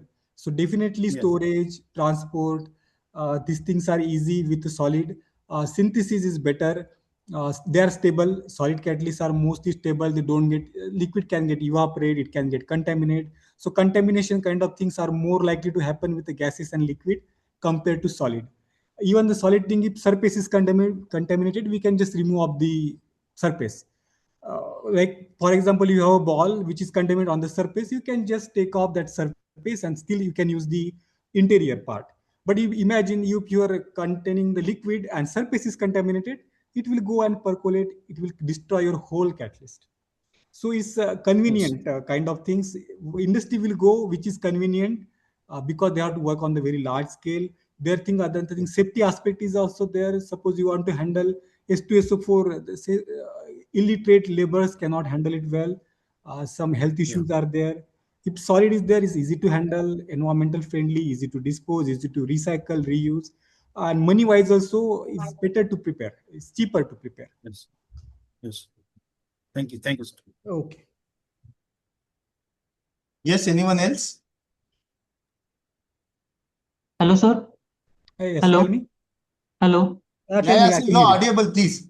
Yes, yes, yes. Anup, sir. Very nice presentation, sir. Thank you. Sir, please shed some light on phase transfer catalyst. Phase transfer catalysis Yes, is yes, essentially when you need to have this difference in the solubility. Suppose you are using two solvents, A and B. Your reaction is occurring in the solvent B. Your product should be soluble in A. So what will happen? Reaction will happen in solvent B. Product, since it has the more solubility in solvent A, product will leave the surface of catalyst very easily and travel to the another solvent, another phase. It can be two liquid, it can be having some gas also, liquid gas boundaries also. So phase can be in the two different liquid phases or one liquid, one gas also. So essentially you have to use two phases which has the different solubilities for product or reactant. So for example, solvent B, good solubility for reactant, or reactant will go solubilize in solvent B. Your catalyst should be in the solvent B. It will react, form the product. But now your product is not soluble, good solubility in B. It will travel to A. So it will shift the Lee-Charteris principle. You just go in details of the Lee-Charteris principle. If you are consuming one of the product, it will shift in equilibrium towards the product side. So we cannot consume maybe, but at least we can separate out. So just go to the Lee-Charteris principle. It will give some idea. Phase transfer catalysis is also well known. So you may need to buy physics system you need to use. But essential thing is there should be the clear difference in the solubility of reactant and product in two phases. Thank you. Okay. I think I cannot cover more than these details. It's very specific, but I hope it will give some answer to you. Yes, sir. Yes. Okay. Thank you, sir. Thank you. Actually, we have to move for the next session. So if you could permit, can we conclude the session? Yes, yes. Thank you. Thank you. Thank you for having me here. Ankit, before that, Yeah. just would like to share a few words. Yeah, ma'am, please. As I could see many very good messages from all the participants. At the beginning, I think Shri Ankit Thakur also told that hello? Ankit Thakur has also introduced that he is the alumnus of our department. So being my graduate and postgraduate student, I really feel very proud as my student, this Dr. Anup Tathur. We're really proud of you. And thank you so much for delivering such a wonderful, very informative session for all the participants. And I hope that all the participants will be benefited from this lecture. Thank you once again, Dr. Anu. Thank you. Thank you, ma'am. Thank you, ma'am. All the best for your upcoming sessions. Thank you. On behalf of all the Thank you organizers so much, sir. and the Thank you so much. participants, we extend our sincere thanks to Professor Anup sir for such a wonderful session. And with the kind consent of Professor Anup sir, I would like to declare that this particular session will be over here and we will continue for the next session. Thank you so much, sir. Thank you so much. Hello, Professor Mohan Krishnan, sir. Yes. Yeah. Sir, very good afternoon. Very good afternoon. If you could permit, shall we start with the session, sir? Sir, shall we start with the session? Yeah. Yeah. So, friends, good afternoon once again. In the next session, as we have already displayed our schedule, we're going to discuss the synthesis and the biological evaluation of calothrixin and their deoxygenated congeners with the help of one of our renowned senior and scholarly expert in this field of organic chemistry, Professor A.K. Mohan Krishnan, sir. Sir, first of all, I extend my warm welcome on behalf of Malviya Mission Teacher Training Center, Sant Gadge Baba, Amravati University, and all the learned participants, those who have gathered from the across country to this refresher course and particularly to this session. Let us join me to warmly welcome Professor Mohan Krishnan sir first. Friends, Professor Mohan Krishnan sir is a senior and a distinguished professor and the head of the department of the organic chemistry at University of Madras, Chennai, situated in the Tamil Nadu. He has completed his MSc and PhD in this field of organic chemistry.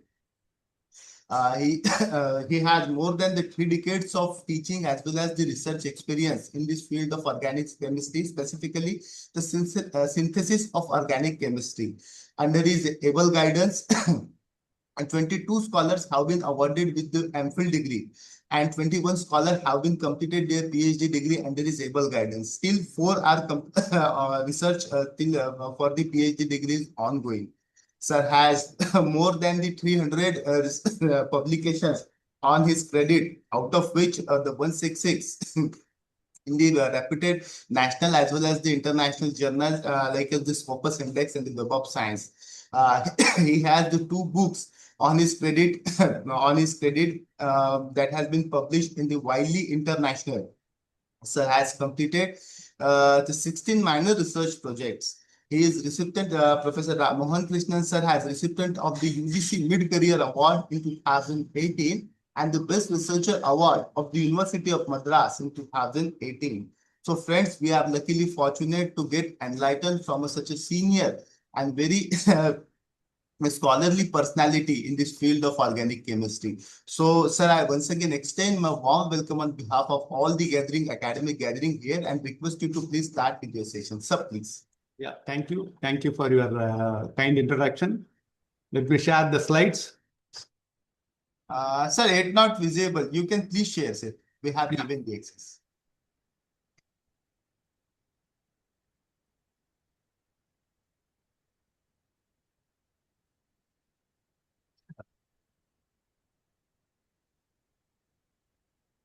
Yes, it is visible, sir. Yes, right so now. it's visible.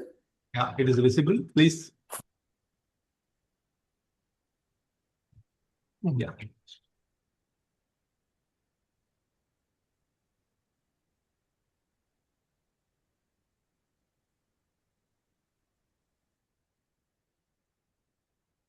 Yeah, is it visible? Yes, sir, it is visible. My voice You are can audible? please continue, sir. Yeah, my voice are audible? Very much Yes, clear, sir. sir. Very much. Yeah. Thank you, Professor Manisha Kodapi ma'am for contacting me, and I'm glad that this long distance, through offline, online mode, nice that when I was searching, I realized that this is the Amravati, because southern part also there is somewhere, Andhra Pradesh, Amravati is also there. Okay, I thought I got confused. Okay, then I googled and confirmed that this is northern part of Maharashtra. Okay, yeah, nice ma'am for the opportunity. My pleasure, sir. Thank you. Yeah, thank you, ma'am. And maybe in a few slides I have some basic things. Then we'll start up with our hardcore organic chemistry. Okay, I don't know how many of you belongs to organic chemistry, and anyway I'll be talking about a little bit on biological aspects also, along with some fluorescence studies and also UV studies, and this is a kind of interdisciplinary domain. Okay, whatever we do is not only making compound, and after making compound we'll do some little bit biology. Of course, we don't have facility to doing biology. By collaborating with others, we are carrying out some biology work from southern part to northern part, and most of the enzyme studies are done in IICB Calcutta. Other was are not, our lab is equipped only for synthetic organic chemistry purpose. Okay. Yeah, this is the thing. I'll close it. Okay. Okay. I think I made a mistake. Yeah. Yeah. Yeah, this is today's talk is going to be synthesis and biological evaluation of calothrixin and their deoxygenated analogs. Okay. This is the project we initiated around 2000. Main reason, whatever compound space was done by my students, this was somewhere, we'll trace down history. Before going over to this hardcore work, let me talk something about, so that everybody will be knowing each other. We'll talk something about basic aspects, okay? Yeah, seems that there is some issues, okay? Slides are not moving.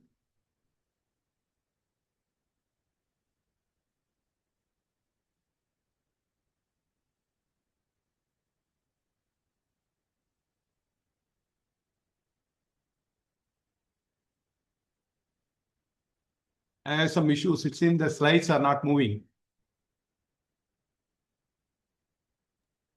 Yes, sir.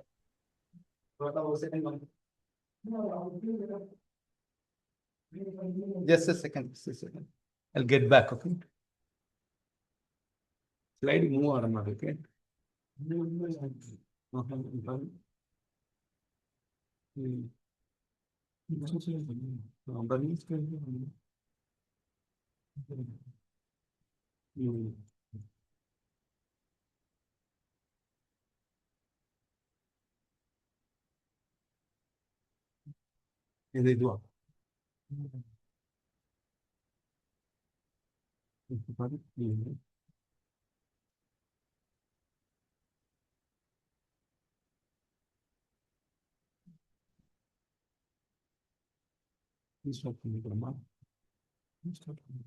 ಇದು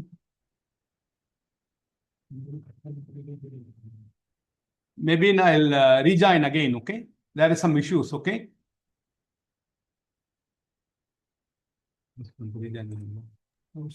Yes, sir.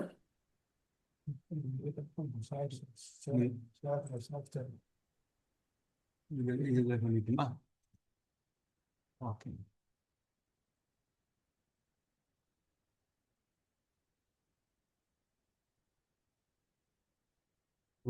Slide எல்லாம் ஒண்ணுதான்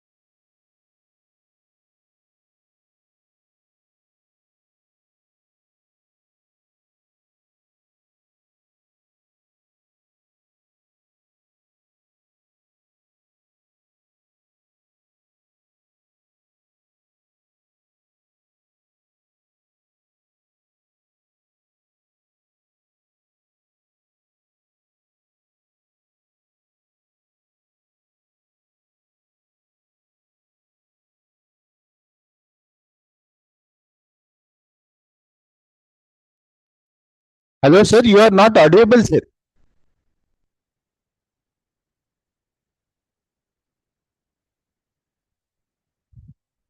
Hello, Professor Mohan Krishnan, sir. You are not audible. Please unmute yourself.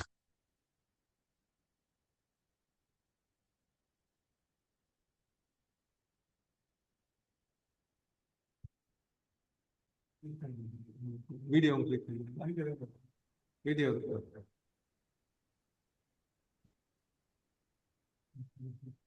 Yeah. Yeah. No, sir. Echo is creating. I think you can mute your one device completely, sir, because you are joining with the two separate devices.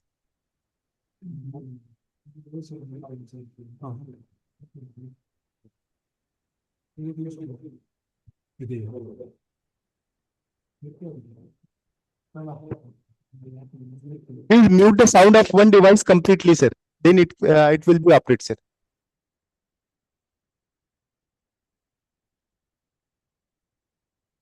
No, sir. No, no, no.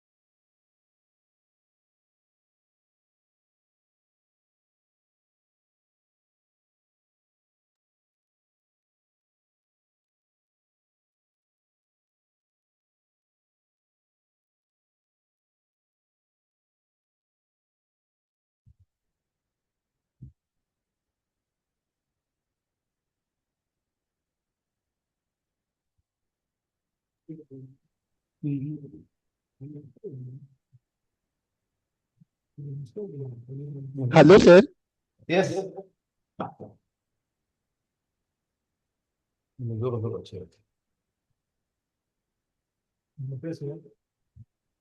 Yeah. My audio is.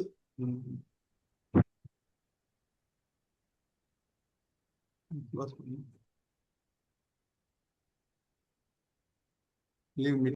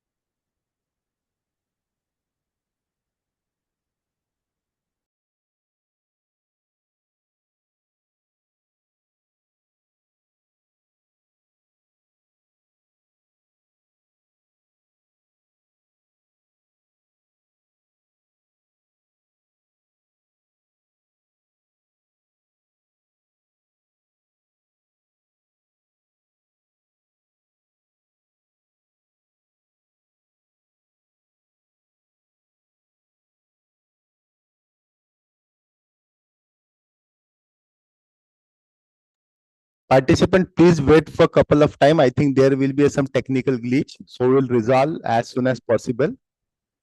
Please wait for 1 or 2 minutes more.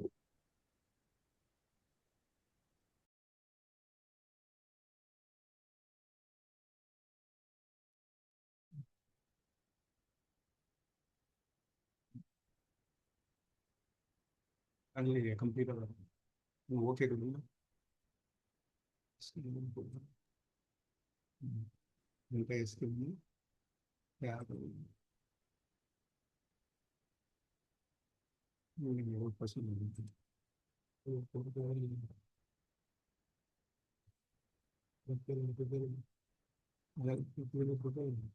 Hello. Yes, sir, you are audible. Yes, sir, you are audible now. Okay. Thank you. Yeah. Slides are moving. Yeah, sir. Yeah. You can please continue. Yeah. Okay. Yeah. Sorry for the inconvenience and little about my where I learned research all the thing. I myself got PhD from University of Madras. Subsequently, I was in National Chemical Laboratory Pune with Dr. Ganesh Pandey for as a CSR RA for around maybe close to more than a year. Then subsequently, I moved over to University of Alabama and I learned about material science program, okay, thiophin based materials, all the things. Then subsequently, I moved over to Purdue University, where I did medicinal chemistry domain. Then, due to visa issues, I came back to India. Then I worked in Taiwan for almost close to 2 years, initially at with Pentair Liu at Academia Sinica. Then I was in NTHU Taiwan till I was getting position around 2001 in the University of Madras. Okay, this is the issue. And organic chemistry, always, we are all think that organic chemistry is kind of, hard one, all the thing. Okay. Organic chemistry, in my opinion, always gives solution for many of our understanding. Okay. Sometimes, when we cut slice onion, we always have, eye irritation, all the thing. Okay. Many times we may not be knowing what is the reason why our eyes are burning sensation, what kind of chemistry going on, all the thing. And look, when you cut the onion, this whatever compound, okay, disulfide compound wherein one sulfur is tetravalent state, other sulfur is in divalent state, undergoes spontaneous elimination process. When we cut, as long as whole onion is there, this disulfide chemical is there. Once you cut down this onion, when this chemical is getting released, immediately undergoes an elimination process and producing a powerful lacrimetal. Okay. We call this as a saltine or vinyl sulfoxide. Okay, this is spontaneous process. You don't need to supply energy. Okay, the elimination process occurs on its own and produces this powerful lacrimetal. Okay, that is the reason why the onion, when we are cutting it, give to have lacrimetric sensation, all the thing. However, when you put it in an onion, when you dip it in water, little bit, you can reduce the lacrimetric behavior. Otherwise, when you fry it on a frying pan, this undergoes reductive dimerization. Okay, the saltine molecule undergoes isomerization to vinyl SHOS compound. Then the SHOS compound undergoes homolytic rupture and dimerizes. Then leads to the formation of the lacrimetric compound is getting converted to non-lacrimetric compound. Okay, that is the reason why after frying for some time, our lacrimetric behavior goes off. Okay, this is provide reason why what kind of organic chemistry taking place, all the thing. Then I like to show this cartoon. Okay, this is education system cartoon put forth by Albert Einstein. Okay, there are so much of animals and from elephant to fish, and if you tell all these guys, all these animals to climb a tree. Okay, this is kind of all of them cannot climb tree easily. Okay, is it not? Only other than monkey or crow, climbing tree for fish, all the thing is kind of very tough. Okay, that's what about our education system. Okay, but what is the basic point here is everybody is talented in one particular sense. Okay, but unfortunately we don't have system to evaluate individually based on their talent. Okay, we have a common system where this is what Albert Einstein opinion about our education system. It is left to us to agree or not. This is our own view. Then always Albert Einstein used to tell that ego is indirectly proportional to knowledge. Okay, generally these are the issues, common issues. Okay, whenever your knowledge is more, tend to have less ego. Whenever your knowledge is less, mostly will tend to have more of egos. Okay, Then, I like to start with, Dalai Lama's quote. When you talk, you are only repeating what you already know. But if you listen, you may learn something new. With this quote, I will move on to my research topic, okay? This Calothrixin is an alkaloid, pentacyclic alkaloid, isolated from blue-green algae. You can see the algae, okay? Algae is, blue-green algae. With this, this alkaloid, Calothrixin A and Calothrixin B are isolated in around 1999 by at Australian National University by Jeffrey D. Smith Group. And they have, taken XRD and put the structure of both the compound. And these alkaloids, this is a very simple alkaloid, Indo-alkaloid. Generally, Indo-alkaloids are, kind of, not harmful most of the time, because basically, we always consume tryptophan amino acid. Tryptophan amino acid, whatever lentil products available in our body system, it is converted to so much of carboxyl alkaloids, okay? Because it's not, problematic to, so it is not having any toxicity effect on our body, because this is, most of the time, our body contains carboxyl compounds because of tryptophan amino acid, okay? Yeah, if you look at this compound, you can see that Calothrixin A, one nitrogen is a trivalent state, other nitrogen is a pentavalent state. In the case of Calothrixin B, both the nitrogens are trivalent state. This compound was isolated from this blue-green algae, and it is known to have kind of cytotoxic behavior. Generally, the cyanobacterial one is known for producing cytotoxic compound, anti-tumor compound, antiviral, antimicrobial, and some other minor activities also, okay? Many times, this natural product not only served directly as drug, but also being used as a template for the discovery and synthesis of new drug, okay? Many times, the natural product may not be useful as a drug, but however, if you analyze and make derivatives of that one, that was found to be highly useful as a drug, okay? Why we are showing interest all these things? The reason, because this, these two alkaloids, maybe, this alkaloid Calothrixin B upon further oxidation led to Calothrixin A. Both alkaloids are known for, next slide. The next slide clearly shows that why we have showed interest on these alkaloids, okay? Basically, this alkaloid known to have what we call, antimalarial activity as well as anti-cancer activity, okay? Antimalarial activity, this anti-cancer activity with respect to cervical cancer cell lines, okay? ELA cancer cell line, around 50 nanomolar effective was observed in the case of Calothrixin, okay? But, after 2000, many people have come up with, around 99, many people come up with synthetic route for accessing these alkaloid. They have made a lot of paper, all the thing, but nobody has worked really on understanding biological activities of this Calothrixin alkaloid. We, sought to develop a viable method for this alkaloid. We have been working from 2004 onwards. Around 2015, okay, after 10 years, we can able to develop a viable route for making this, alkaloid under the analog, okay. Whatever biology aspects of this Calothrixin, this is known that, it is inhibiting cells, okay. That is the only thing it has known, and stabilizes the topoisomerase inhibition 1 compared to camptothecin. These are the few things known.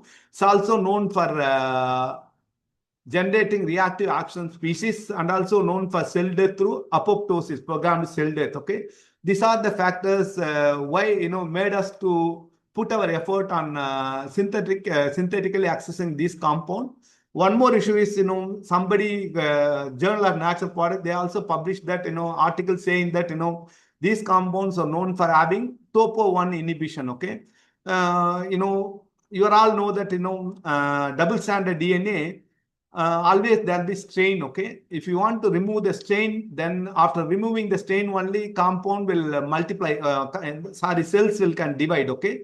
This topo-1 is an enzyme responsible for cleaving one strand of double-stranded DNA. Of course, another enzyme called topo-2 enzyme that cleaves both the strands, okay? So that strain will be getting relieved and the DNA will be getting multiplied for making cell division, okay? So this is having selective enzyme inhibition. That is also one of the reasons why we focus our effort on synthesis of this compound, okay? Well, the main issue is why people have not worked on this compound. Biologists did not work on this compound. Actually, the reason because availability of the compound. That is one of the issue. And, DNA intercalation also not performed. And systematic topo-1 and topo-2 inhibitor studies also not performed.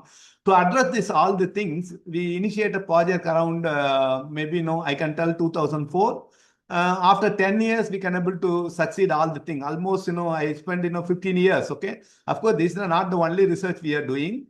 One student come and joins and does some work, after that, maybe some other next batch of student come and he will work on because we, this is a continuous process. Sometimes failure will come. If you address the failures, sometimes you will have success within 5 years, sometimes you will have success within 10 years, okay? In our case, entire biology work, we took almost 10 years to make the compound and explore biological activity of these compounds, okay? Yeah.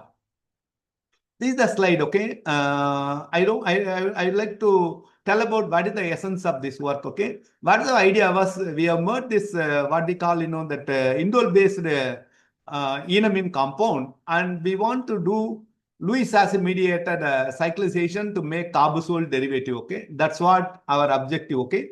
Make the carbazole derivative and then maybe, by reductive cyclization or nitro group with aldehyde, we can get this carbazole, then we can oxidize and do all the thing, okay? What we observed is when we are doing the same reaction instead of cupric bromide, when we did the reaction with ferric chloride, to our surprise, everything happened simultaneously in a domino manner. We directly got this Calothrixin derivative, recovered Calothrixin derivative in a single step, okay? This was something, we have not planned. We have been doing all the thing. Let me go to the history, how we have developed. This is the essence of the work that was published in Organic Letters. Subsequently, the biology work combined with biology work was published in Journal of Medicinal Chemistry in the year 2018, okay? I'll trace down the history, how we have started all the thing, okay? So we started with the basic indole compound and we have made, Wilsmeyer acetylation followed by indole sulfonation, and then we have done selective allylic bromination using NBS A, B, and CCl4 reflux condition. Then we transform the bromo compound into phosphate ester, okay? Always, Wittig-Garner reaction is, we always teach, students, MSc students, okay? Always we believe that Wittig-Garner reaction is highly useful than Wittig reaction. The reason because Wittig-Garner reaction, you don't need to do column chromatography. You can remove the phosphorus impurities by working up with aqueous condition, okay? But however, when we did this Wittig-Garner reaction with the phosphate ester with 2-nitrobenzaldehyde, we have got, unwanted divinylation, okay? We could not able to stop the reaction with, phosphate ester unit itself. It undergoes condensation with acetyl methyl also. Then, we changed it from phosphate ester to bromo compound. We reacted with triphenylphosphine and we got, stable phosphorus halide, okay? With this stable phosphorus halide, the absence of base, we have mixed the phosphorus halide with 2-nitrobenzaldehyde and reflux in 1,2-DC. We can able to control the, Wittig reaction without affecting the COCS3 functional group, okay? Once we have this vinyl compound, then we have transformed this, 2-nitroaryl vinyl 3-acetyl indole into enamine derivative by reacting with dimethyl formamide dimethyl acetal, okay? In the presence of glycochiamine as a catalyst, okay? Amino acid which was merged by condensation of urea with glycine. This is commercially available. When we mix up these two things, it led to the formation of enamine compound. We can able to make wide variety of enamines. How this reaction works, okay? The DMF DMA, dimethyl formamide dimethyl acetal, immediately undergoes in the presence of this glycochiamine. It forms ionic liquid, okay? This ionic liquid, O-methoxide, goes and abstract the acetyl methyl proton.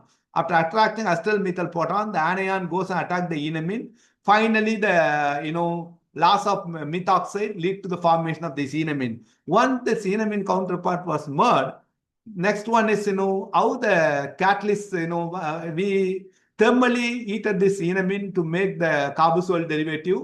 This was not successful. Then we turned our attention towards conversion of this enamine compound by using Lewis acid. You can see the table wherein we have applied different type of Lewis acid.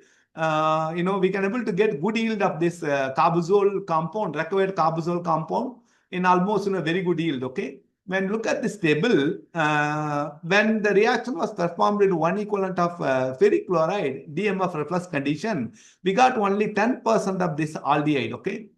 When the student, Dr. Muthuramalingam, right now he has settled down US, when he was,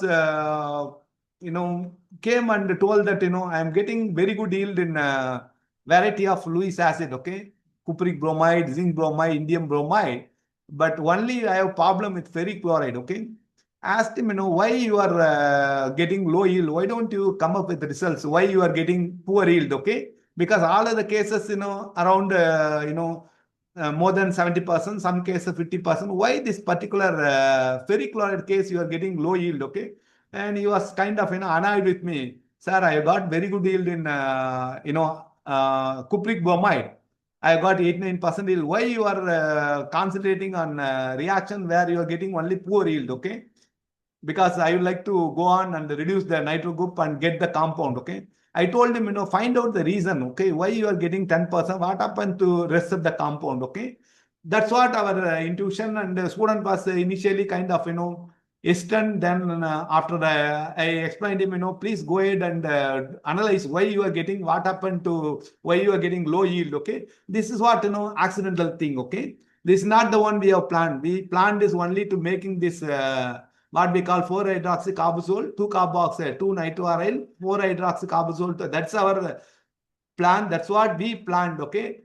Of course, nature, what it does, that is different, okay?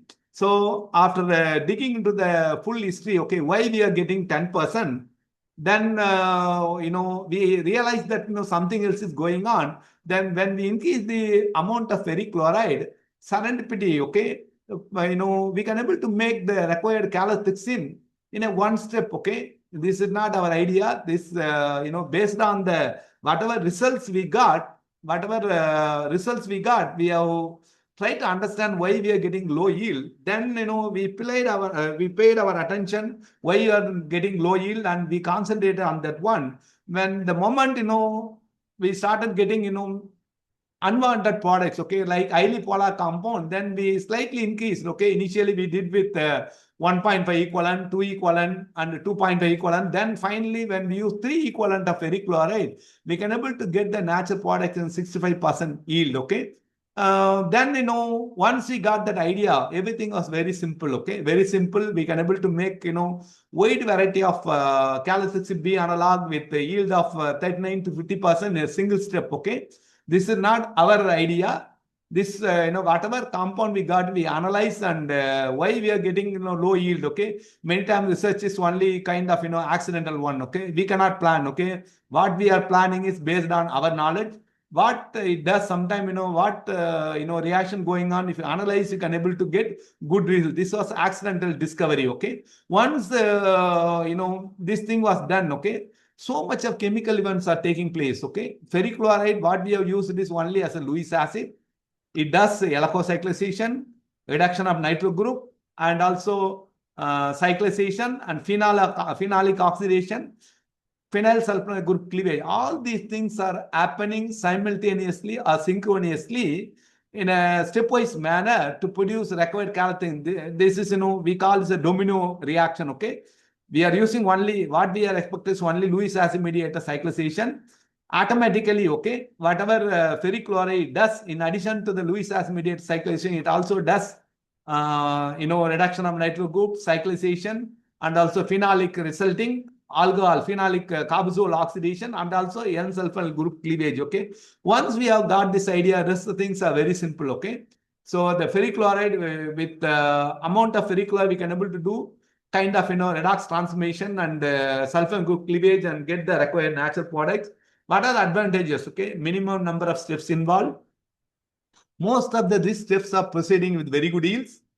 Methodology could be easily modified for accessing wide variety of Calothrixin analog. Even though 25 different methods are available for this Calothrixin alkaloid, ours the best one. The reason because minimum number of steps involved, we can able to synthesize analogs of Calothrixin by using the same protocol. Okay, that's what the advantage of this one. And I can tell that among the 25 different syntheses available throughout India, also some 4 or 5 syntheses came out. Okay, from maybe Kanpur, IIT Kanpur, as well as maybe IIT IIT Kharagpur. Okay.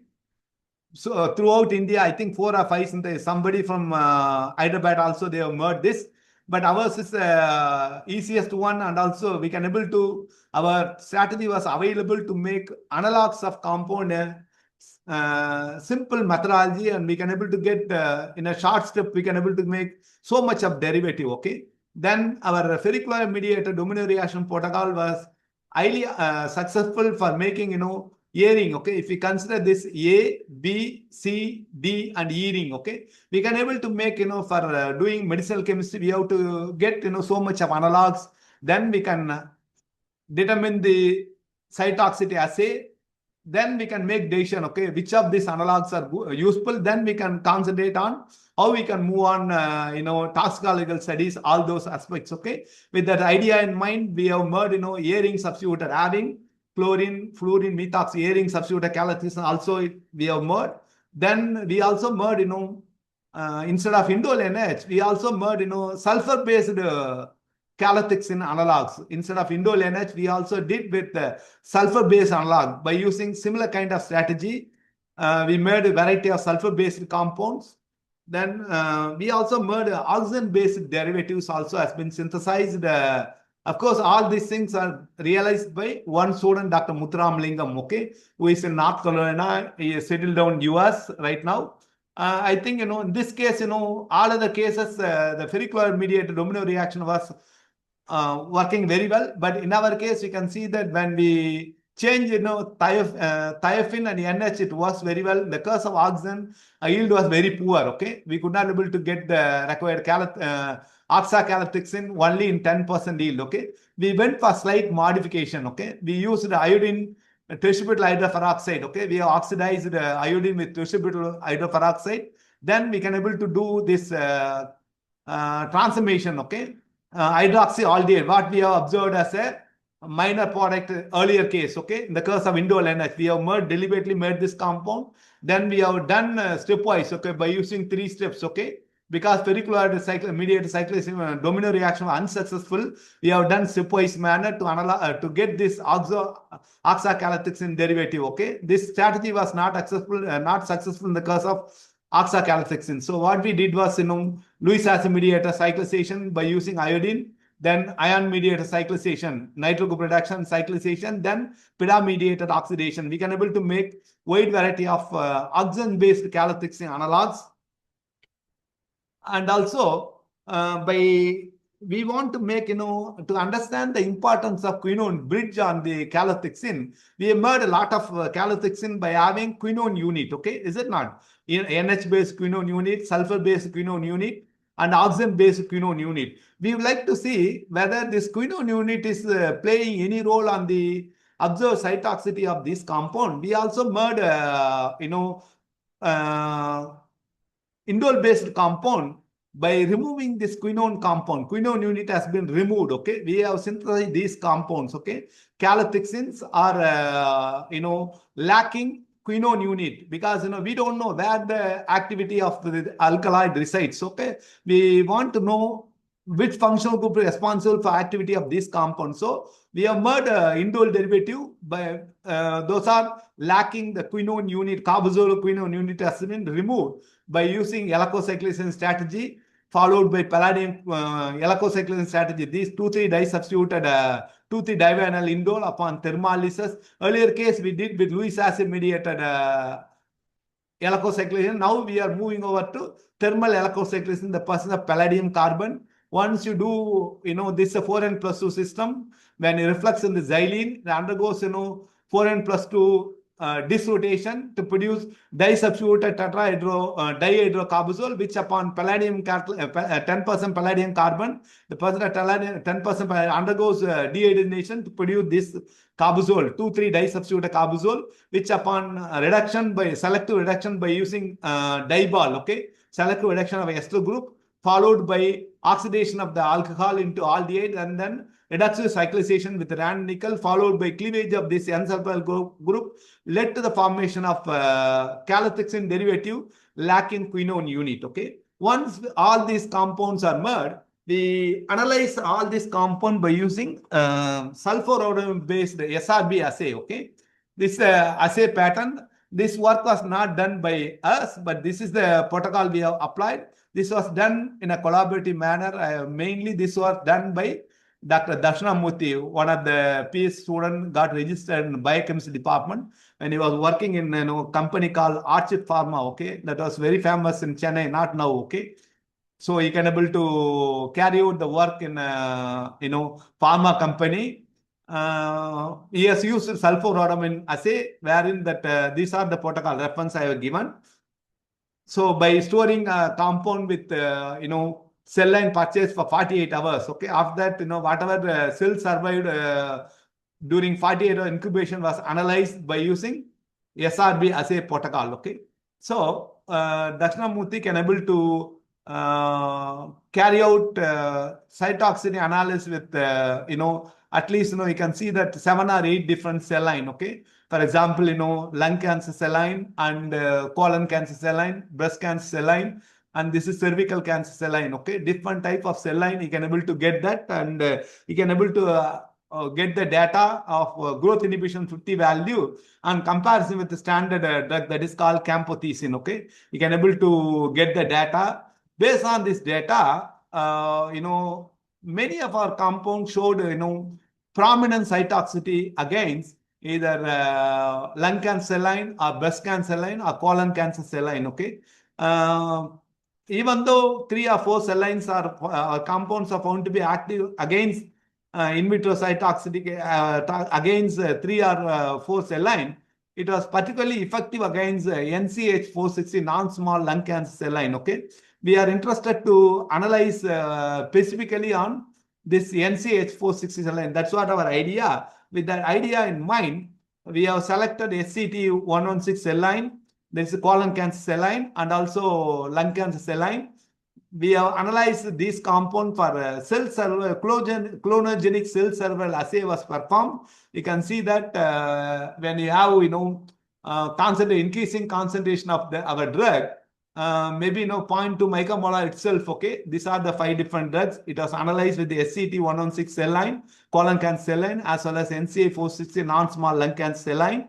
You can see that one of this particular compound, okay, fluorine containing compound has a very good activity. Okay, none of the cells are surviving. Okay, this was found to be highly active. You can see here also SCT colon cancer cell line also.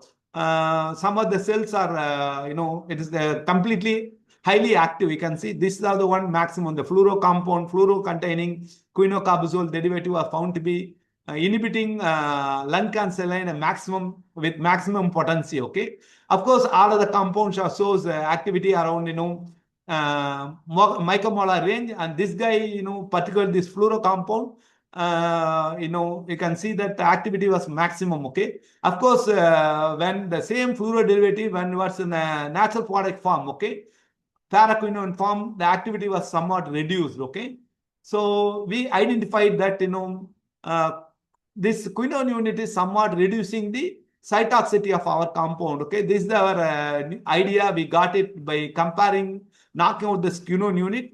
We identified that among all the compounds, compared to the natural product, the unnatural derivative itself was found to be highly active. Okay, of course, the one with fluorine, okay, basic one is not active. You can see that the hydrogen, if you change over this E-ring hydrogen to fluorine, then only your compound shows very good activity. Okay, this is what our observation. Okay, once this was of course, all of our compound shows micromolar level.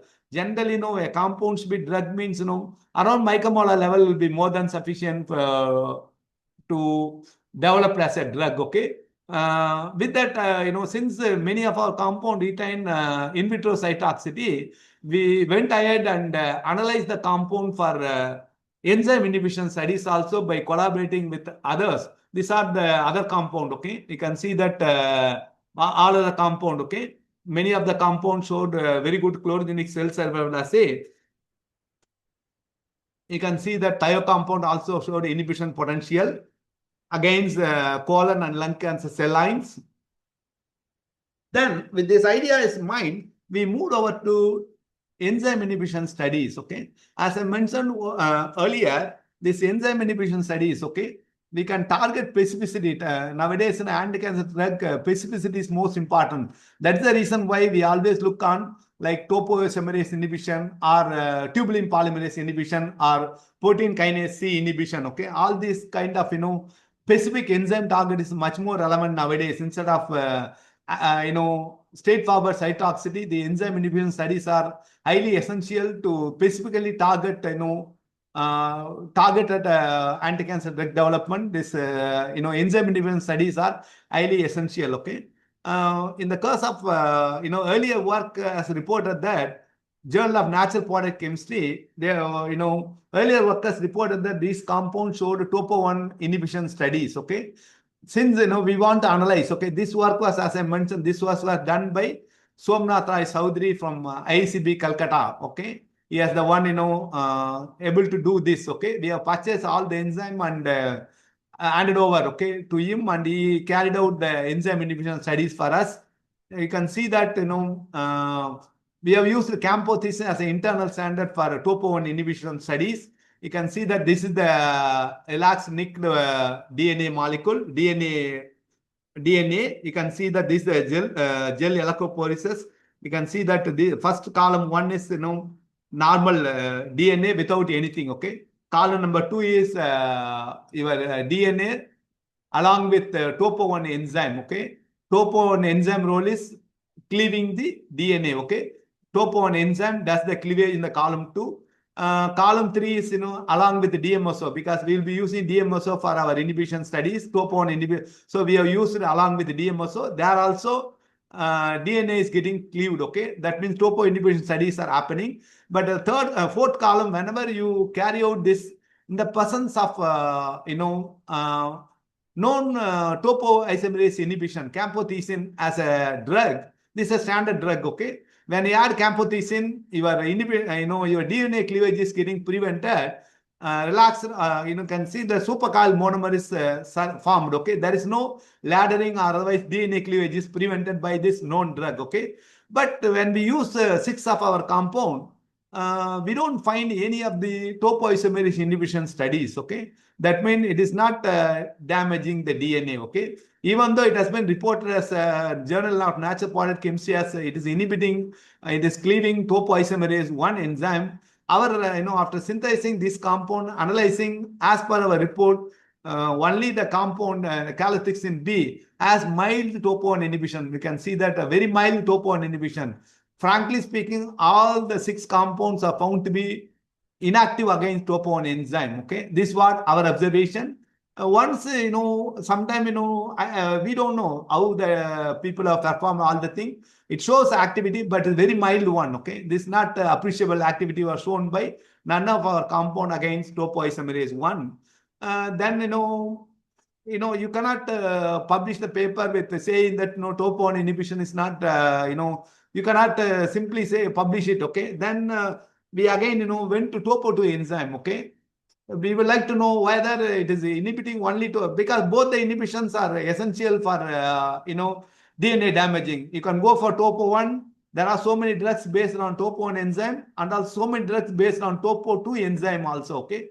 What is the basic difference is topo-1 means, it cleaves only one strand of DNA. Topo-2 means, it cleaves both the strands of DNA to avoid strain so that cell multiplication, DNA replication will be taking place in a easiest manner, okay? Then we went over to topo-2 inhibition studies, okay? For that, we have used etoposide as a, known topoisomerase inhibitor. As level, column 1, gel electrophoresis perform. Column 1 is, only DNA. your relaxed or nickel monomer nucleotide is made into supercoil monomer. When you carry out in the presence of topo 2 enzyme, you can see DNA laddering is taking place. DNA is getting cleaved. But however, when you do with etoposide as a positive control, column 4, you can see that there is no DNA damage. Double stranded cleavage is not taking place. DNA is surviving. Only the relaxed monomer is getting formed. Similarly, we subject all our 6 compound for topo 2 inhibition studies. You can see it over here. Among these 6 compounds, 3 of the compounds supercoil monomer is getting formed. Remaining 3 of the compounds showed DNA cleavage. Okay, you can see that kind of laddering. Okay, that shows your DNA is getting damaged. Okay, you can see that 3 compounds shows the DNA laddering. That means double stranded cleavage of DNA is taking place. Only 3 compounds are found to be topo 2 inhibition. Okay. Of course, all other compound. Okay, 1, column number 6, column number 7, and column number 9 showed nil activity against topo 2 enzyme. Column number 5, column number 8, and column number 10 showed reasonable activity against topo 2 enzyme. With this idea in mind, once we got that our compound showed topo 2 inhibition studies, then we moved over to determine the exact concentration of our compound. Okay, and also catalytic activity. Okay, what we did is we selected these 2 compounds, went over to concentration dependent studies of topo 2 inhibition. Okay, we increase the concentration. You can see that compound 21A as well as 25,5, we can increase the concentration. Okay, you can see that from 10 micromolar, 20 micromolar, 30 micromolar, and 60 micromolar, we have increased concentration of our compound. We have done topo 2 inhibition. We confirm that at minimum concentration 20 micromolar at 10 micromolar, our compounds are not that much active. Okay, around 20 micromolar the activity was there. Then we also went up and identified the growth inhibition or inhibition concentration 50 values. We got this value. Okay, our compound, okay, compound number 21A having 23 micromolar inhibition concentration value, and compound number 25A is having 90 micromolar IC50 value. Okay, concentration of exact concentration for 50% enzyme inhibition values has been determined. Okay, around 20 micromolar our compounds are found to be topo 2 inhibitors. Okay, yeah. Once we realized that our compounds are useful, we went over and see that what we call physical chemical parameters. Okay, whether our compound can be used as a drug. Okay, whenever you want to explore the compound as a drug, there is something called Lipinski rule of 5. Okay, theoretically we can calculate what is the molecular weight. The molecular weight should be always you can see less than 500. There are rule of 5 they call, otherwise called Lipinski rule of 5. Okay, whether our compounds are theoretically eligible under satisfy Lipinski rule of 5. Okay, so you can see the molecular weight is less than 500. Hydrogen bond donor is must be less than 5, and hydrogen bond acceptor must be less than 10, and log P value will be less than 5. All these parameters. Okay, rule of violation is less than 3 violation. Oral absorption will be 3. Our compounds has all these parameters is follows. Experimentally also we have determined the log P value. This also satisfactory. These are the theoretically predicted one, and these are the experimental parameters. Our compounds are following Lipinski rule of 5, so that our compound can be explored as a drug. Okay, yeah. Then we would like to determine the cytotoxicity. Okay, whether our compounds are toxic to organs. Okay, so for that we have taken special mice, that is called SCID mice. Okay, specially combined immunodeficient mice was selected. This is called humanized model for studying cancers. Okay, that mice was selected, and as per the body weight of mice, we have injected. Okay, 10 microgram, 10 micromolar, 30 milligram, and 50 milligram per sample weight of mice we have given, and observed the animal for 7 days. Histopathological evaluation was after that. The animals were sacrificed, and all the vital organs are collected, all the organs, when we compare the vehicle along with, drug dose given, animal, we compared, there is no apparent toxicity involved with our compounds. Okay, that's what our, animal model studies clearly confirm that no apparent sign of toxicity involved with our compound. Okay, we have done only with one particular compound. We have know that histopathological evaluation clearly confirmed that there is no toxicity involved with our compound. Okay, that's what our observation.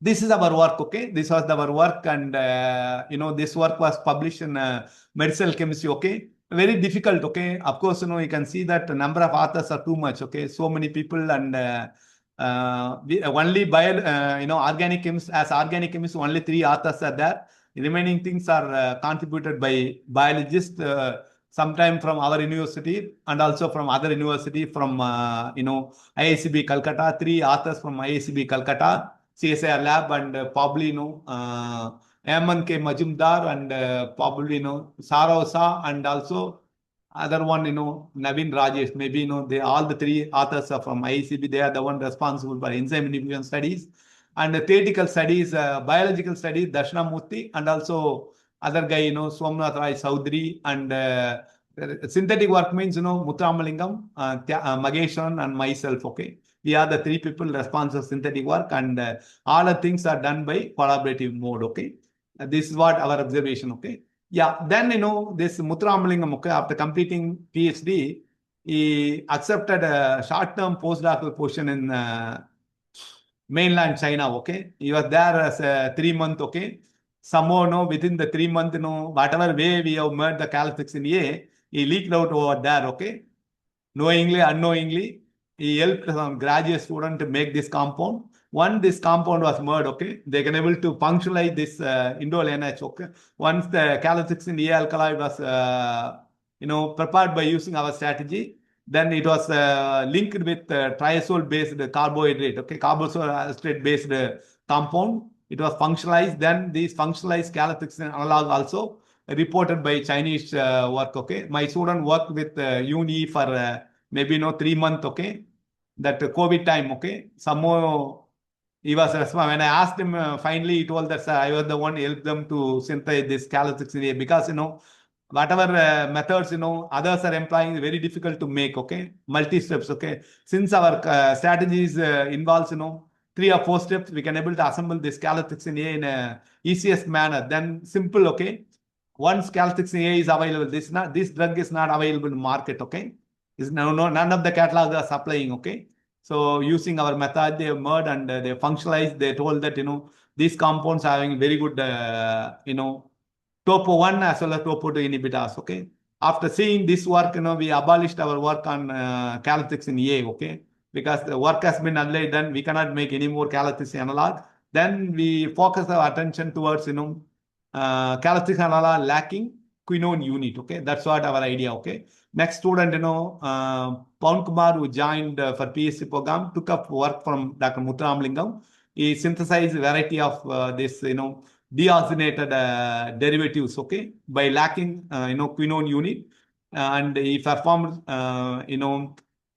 so much of cytotoxicity analysis. Okay, all this work are published, and you can see I'll roughly go through the protocol how we have made. Okay, routine work 2-vinyl indole, and then reductive sulfonation followed by incorporation of acetylenic counterpart. Then once this precursor was made, okay, Diels-Alder precursor was made. All this Diels-Alder precursor. Earlier case we have used thermal electrosation.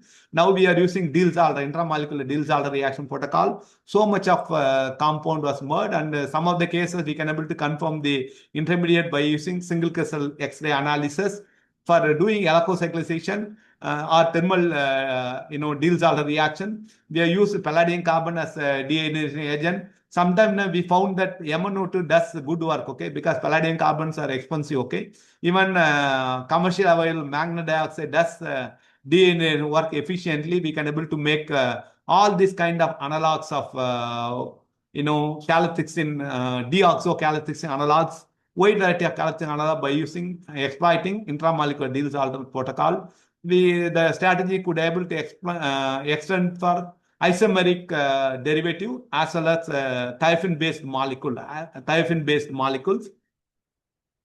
Then, he also used, electrocyclation strategy, okay, instead of intramolecular Diels-Alder reaction. Some of the derivative we could not able to make by using intramolecular Diels-Alder reaction. So what he did was he has revised, okay, electrocyclation strategy also in the presence of, this thermal electrocyclation can be performed by using, because as per, Woodward-Hoffmann rule, 4n+2 thermally allowed, dissociation process followed by dehydrogenation or aromatization by using MnO to get to this compound. Unfortunately, this compound, when we underwent reductive cyclation get to amide, this amide to this quinocarbazole was found to be very tough, okay?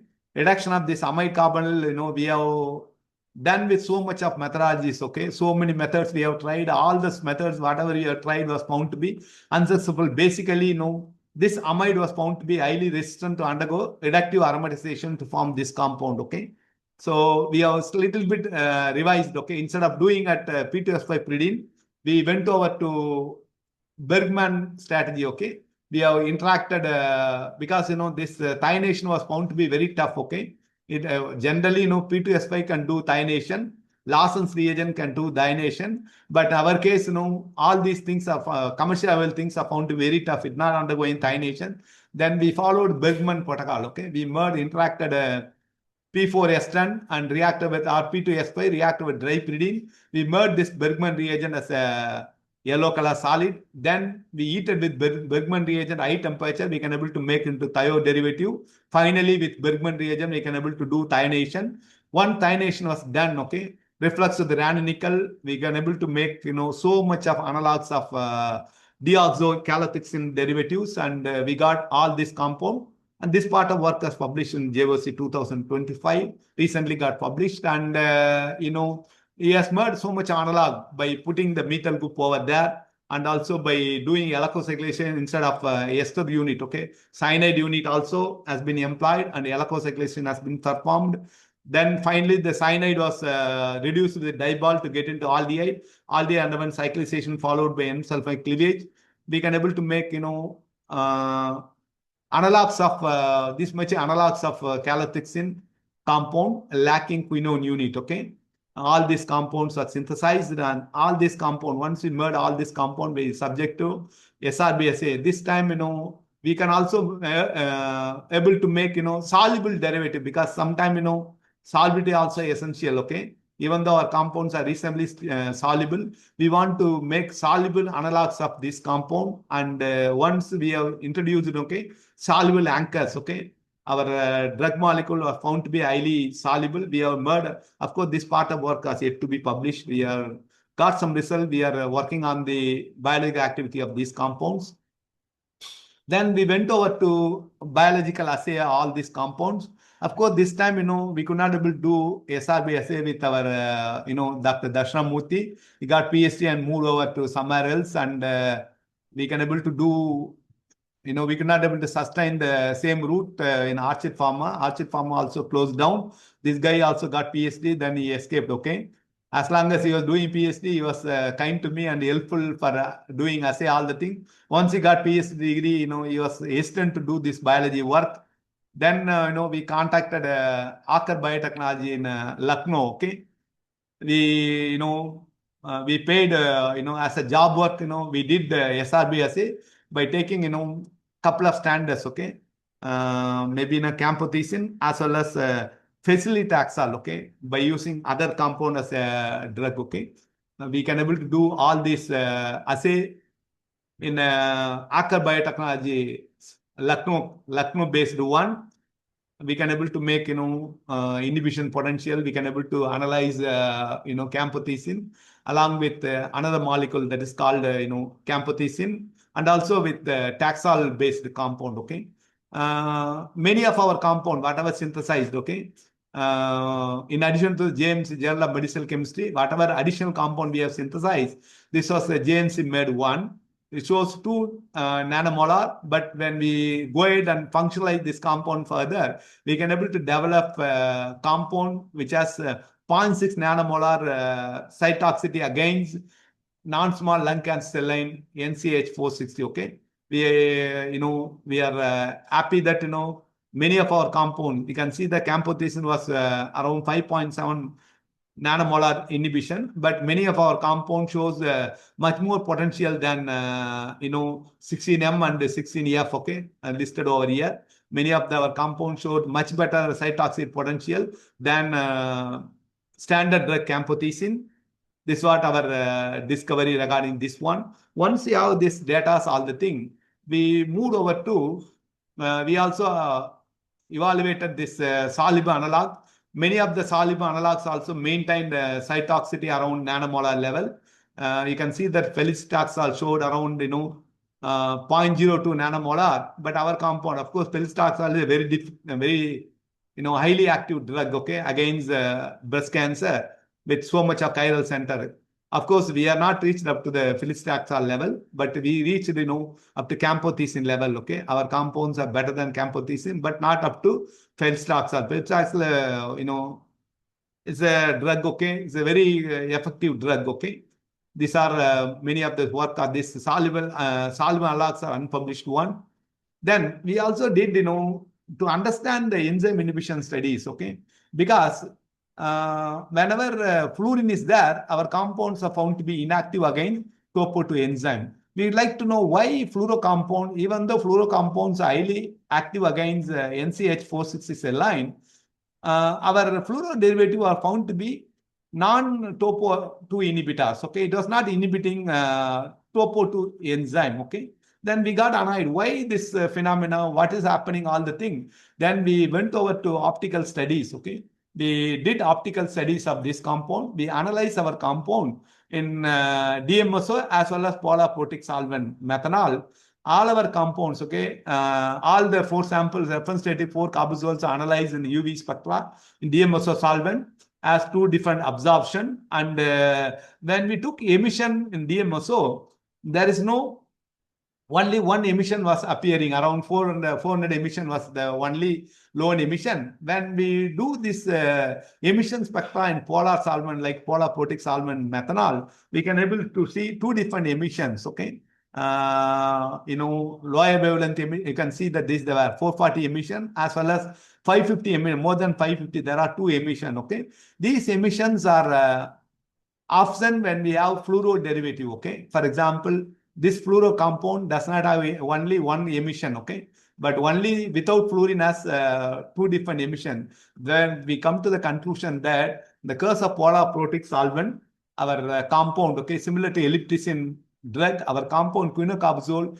exists at this quinoid-like structure. Okay, this quinoid-like structure may be responsible for topo-2 enzyme. Okay, because most likely this quinoid-like structure having some role on the topo-2 inhibition studies of our compound. That's what our observation.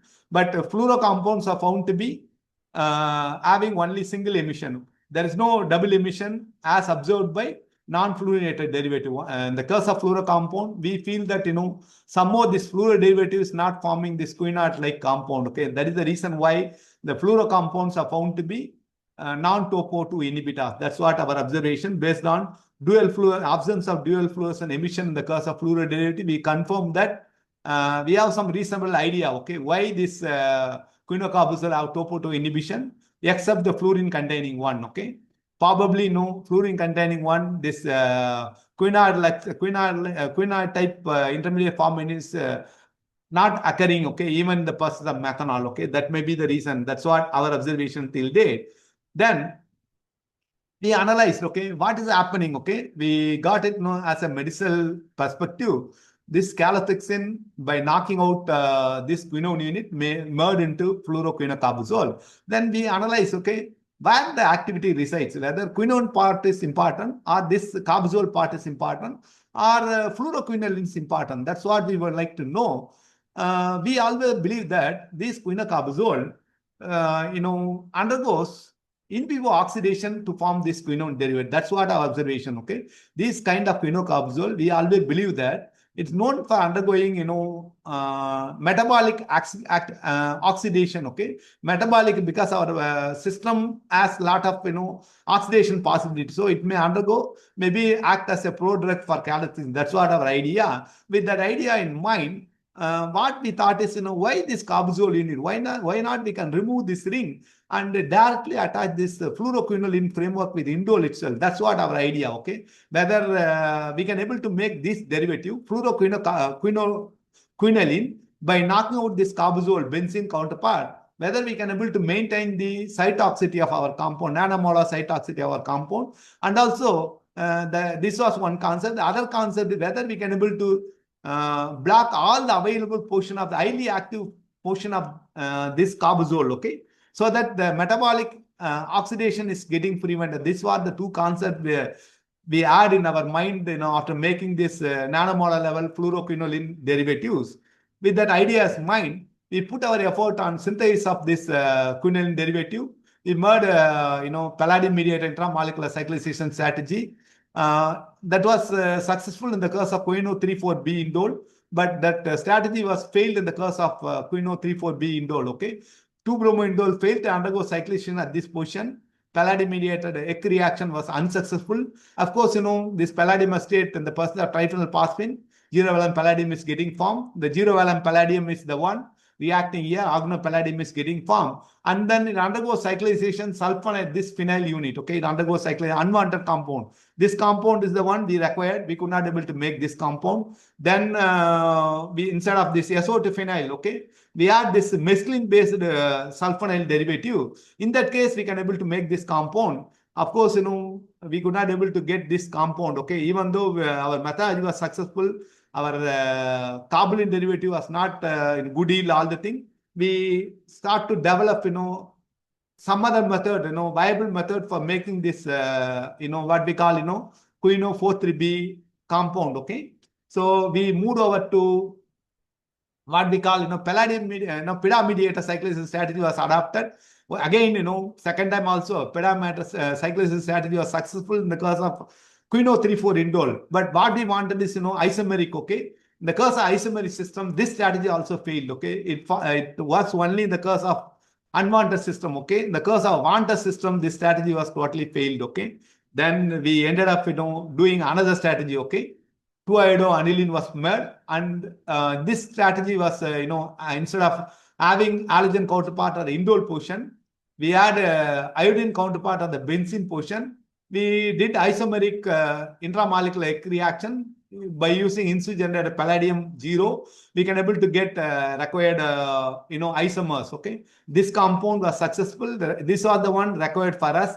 Similarly, the isomeric compound also was successful. This is finally, okay, after a couple of failure attempts with bromo indoles as well as PIDA, finally we can able to do with iodo-aniline derivative. We can able to make the required compound.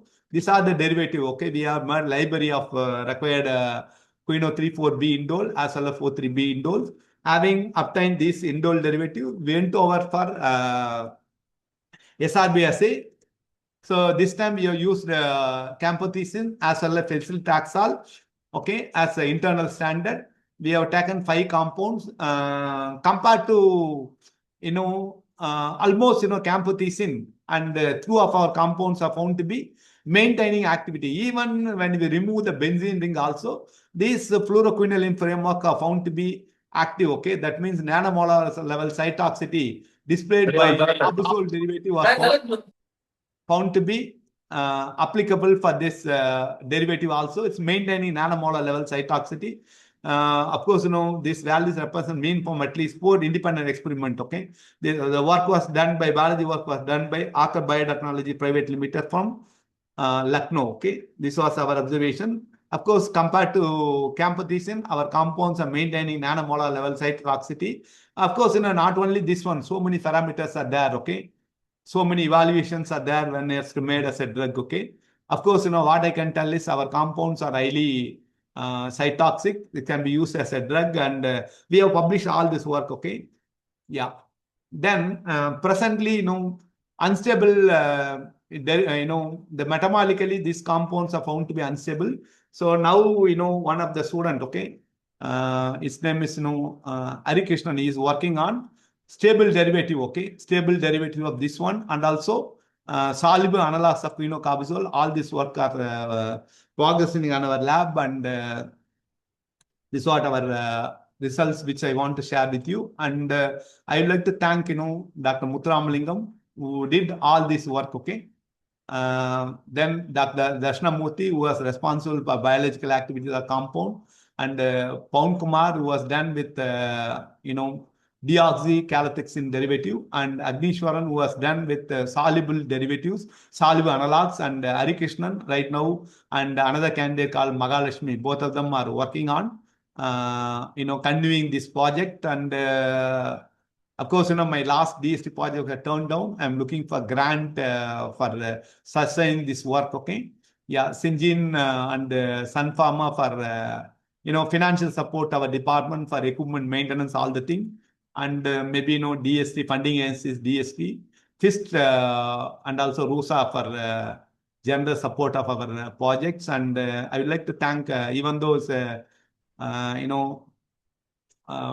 financial based one, I would like to thank Aker Biotechnologies for carrying out the SRB assays. I used to disturb a lot. I won't be getting satisfied. Okay, I'll request them to redo. Okay, sometime with one standard, sometime with another standard. All the thing. They are kind enough to repeat the experiment with. They also didn't charge much. Okay, they can able to do all this bioassay. Okay, yeah, I would like to thank them, Aker Biotechnologies also. Yeah. Finally, I would like to thank you all for your patience. I'll be happy to answer any of the queries. Okay, I'm restricting for another 15 minutes. Okay, you are most welcome to ask any kind of queries. I'll be available. Okay, open for discussion. Okay. Hello. Yes. Sir, a very nice presentation with the best knowledge regarding this organic chemistry and the reaction mechanism. My question is that, sir, how do you differentiate whether cytotoxicity is due to the topo second inhibition specifically rather than that of the general cell toxicity? Yeah, cytotoxic means, specific one, okay? Anti-cancer means, general term, okay? Yeah. Anti-cancer is a general term, okay? Cytotoxic means, what we are taking is we are taking 54 cell lines available. One cell line, okay? We'll take and, incubate for 48 hours, okay? Then, we'll say that this is a specific one. Cytotoxic is a very specific one. We are taking only one particular cell line, okay? Cell lines are available, okay? 54 cell lines available. You can purchase cell line and incubate for 48 hours, okay? Then, whatever, cells are getting survived, okay? Those cells, whatever cells are damaged, you can wash it off. There are some, protocols available. I'm not biologist, but I can understand, okay? So you can, whatever damaged cells are washed off, whatever live cells, getting sticked on that petri dish, okay? Then we can put a dye, and then the fluorescence intensity you can measure and tell that how many of the cells are surveyed. Based on that one, we can identify, inhibition concentration, okay? This is a specific one. Cytotoxic means only one particular cell line we are doing, okay? That should not be any problem, okay? Yes. Yeah. Thank you, sir. Hello, sir. Yes. I am particularly interested about your serendipity-driven cascade reaction. But the ferric chloride is doing the electrocyclization, nitro reduction, desulfonization. This is not accidental, okay? I understand that it is a serendipity, but I understand also the mechanism of the electrocyclization. But what I could not understand is the mechanistic aspect of the nitro reduction and the desulfonization. Because you know that for the aromatic nitro reduction, relatively harsh condition is required. I have not gone into details. What happens here, ferric chloride is getting involved in the electrocyclization. It generates, ferrous chloride, okay? So ferric chloride cannot reduce nitro group, okay? The catalyst, active, reduced ferric chloride. Ferric chloride got reduced during the process. Whatever reduced ferric chloride, we call that, ion or ion monochloride or dichloride, okay? all the things are known for known for reducing the nitro group. Okay, whatever catalyst we have used that undergoes obviously when our material is getting oxidized, your Lewis acid getting reduced. Okay, the reduced iron chloride is the one responsible for reduction of nitro group. Okay, because the ion 3 goes to ion 2 or ion 1 or ion 0. Okay, whatever may be the case. Okay, that is also one of the reason, and also our DM is also playing some role. That's what our view. Okay, DM is also playing some role. Okay. Yeah, that I understand, but here you look that for reduction of aromatic nitro, usually a metal plus concentrated acid is required to generate the nascent hydrogen. But here only the Lewis acid is doing the same thing. And actually, in situ, that ion or ion chloride is dichloride or monochloride is generated in situ during the process. Okay, without ion, there won't be. You are right. Okay, without ion, there won't be any reduction of nitro group. Okay, the ion 3 chloride cannot do any reduction. Okay. No. But at the same time, then there involves a chemoselective reduction, because there is nitro group, there is aldehyde group. But this Lewis acid is selectively reducing the nitro group, which is much more inert towards reduction than aldehyde. But the aldehyde group is remaining intact. Yeah, you are right. You are right. Okay. But we don't have any problem with maybe we can able to get around 50%, because the 50% yield is too much. The reason because number of chemical events. Okay. Because so much of chemical events. Okay. So I think we are happy with that, whatever yield we got it. Okay. Because with that we can able to make more than 20 quinone derivatives. Okay.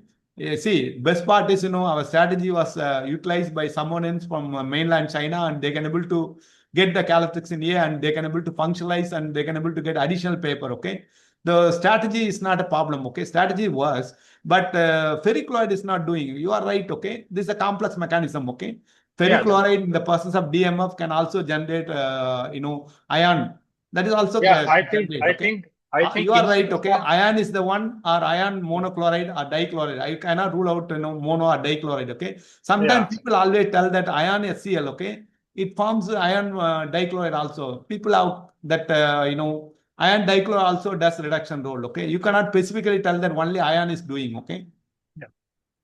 Okay. Low valent ion. Okay, low valent ion does. Okay, you are right. Okay, that is a complex mechanism. Okay. Sometimes, we work a little bit on that one, because, students, ours is only synthetic organic chemistry lab. Okay. We manage, and our strategy was adapt and merge and all the things. Reasonable. I cannot tell that 100% yield. Okay. Maximum 50% yield. Okay. Maximum 50% yield, because number of chemical events are too much. Okay. Because you have to do electrocyclization. That's not our idea. Our idea is to make carbazole and do stepwise manner. Okay. Fortunately, we got it. Okay. We have utilized that. Okay. Because sometimes, most of the research are accidentally occurring. Okay. Whatever occurs, whatever happens, we have to follow it up. That's all. Okay. That's all. Okay. This is not our idea. Okay. We cannot propose such kind of things. Okay. Whatever happened, we have observed and utilized. That's all. Okay. This is an accidental one. You are right, sir. This is a purely accidental one. Okay. Many times research happens accidental manner. Many times. Okay. Because we are limited. Okay. We are not God. Okay. We cannot make any kind of plan. Okay. As per our available little amount of knowledge, we make plan. Okay. But what happens, that is only nature can decide. Okay. We cannot decide. We can plan and do the reaction. What's going on all this? Sometimes it will be useful. Sometimes it will be useless. Okay. We have to get all the thing, analyze all the thing, and if it is useful, take it on. That's all. Okay. Okay. Yeah. Thank you for your question, sir. Thank you, sir.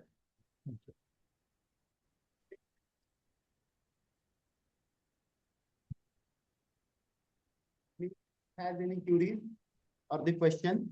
Yeah, please.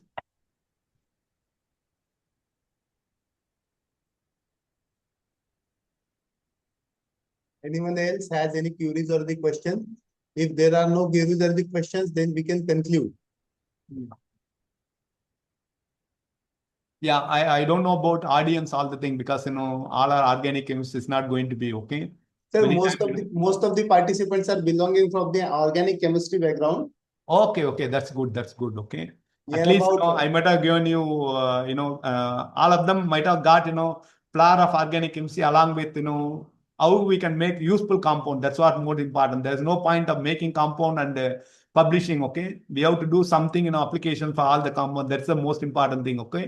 Of course, this is only minor aspect of my research. Whatever I did is, many of them for OLED material, all the thing.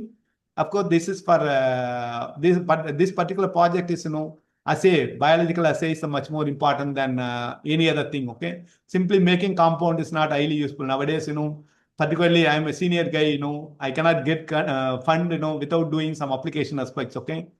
Of course, over the years, I've enjoyed by doing pure organic chemistry, okay? Since I'm a senior guy, I must do something applied one. That is the intention, I was not successful initially, okay? It took almost 15 years, okay, to come up with success, okay? This is what happens, okay? Doing, organic chemistry, very simple, okay? If you want to do, other chemistry, okay, by combining with other people, all the thing, it takes long time and, we should have passions, okay? Students should all have passion, then only we can be successful, at least, okay? The story is not over, okay? I have published all the thing, even though I can make patent, I'm dead against making patent, okay? So I publish everything. Hope somebody throughout world, they will go through this and they will come up with a drug, okay? That's what my idea, okay? That's the reason why I have not patented, okay? I told that, the whatever discovery we have made is open for all, okay? Let them go ahead, whoever is useful, okay? Let them make the compound. Otherwise, let them want to do some biology also, they can contact me. If compounds available with me, I can share the compound for further biological studies also, okay? We have done whatever we have done in biology, very little, okay? More has to be done, okay? More has to be done. If at all you want to make it as a drug, okay? What I can tell is, this is useful, okay? It shows nanomolar level cytotoxicity. Many of the compound, all of them are showing toxicity, okay? Nanomolar level cytotoxicity. So certainly it can be made as a drug and, so many things are there, okay? Metabolic stability, toxicity has to be done in a detailed manner. What we have done is, our compounds are found to be not having any specific toxicity against the vital organs. That was done by histopathological evaluation, okay? Other things, so much is there, okay? So much is there. This is as per my understanding, okay? I was fortunate to work on medicinal chemistry when I was in US. That is the reason why I can be able to put little bit effort on biological assay, DNA intercalation and DNA kind of laddering of the, double-stranded DNA cleavage, all the thing, okay? Yeah. Sir, I think there are no more questions. So if you could permit, shall we conclude, sir? People have been attending, okay? Almost lunchtime is over, whether they had lunch or not, No, it's sir, a taxing for all the people, okay? Continuously attending this online lecture for from 10 o'clock onwards is really taxing for all the faculty members. I do attend the class. I know very well how taxing it is, okay? Thank you so much, sir. Thank you so much. Thank you all, okay? Thank you so much, sir. madam, for the opportunity again. I would like to thank madam for the contacting me and giving me the opportunity. Thank you, one and all, okay? Thank you so much, sir. Thank you so much. Thank On you. behalf of Malviya Mission Teacher Training Center, Sant Gadge Baba, Amravati University, and all the participants, I extend my sincere thanks for such a wonderful and insightful session. Sir, really the experience matter, and whatever the content you have delivered, we are the new in this field, and definitely we will try to inculcate your inputs in our research as well as the teaching learning. As we are assured you, sir, definitely the research you have carried out, we will carry forward for further, and definitely new some products and these things will be carried out in this field of organic chemistry. So with this, I once again extend my sincere thanks for your precious time and thought-provoking session here. And with the consent of Professor Mohan Krishnan, sir, I would like to declare that this particular session will be over here. Thank you, sir. Thank you so much, sir. Yeah, thank you. Thank you. I learned, many of the organic chemistry from National Chemical Laboratory, okay? I was happy. I stayed in NCL for more than a year, okay? This is like, paying back the Maharashtra state, okay? That is the reason why I accepted this invitation, okay? I always have fond memories on National Chemical Laboratory, okay? Even though it was a short period, okay? That Pune University area, all the thing, walking in the evening, all the thing, I really enjoyed the NCL campus, okay? Like kind of thanking back Maharashtra state, okay? Thank you all. Thank you. Thank you, sir. Thank you so much. Thank you. Thank you. Thank you. Thank you. Yeah. We will stop now here. Thank you. And according to our schedule, there will be a lunch break and we will resume the sessions from 2:30 onwards. Okay. So you can join with the same link sharp at 2:30. We will start with the session. Thank you, everyone.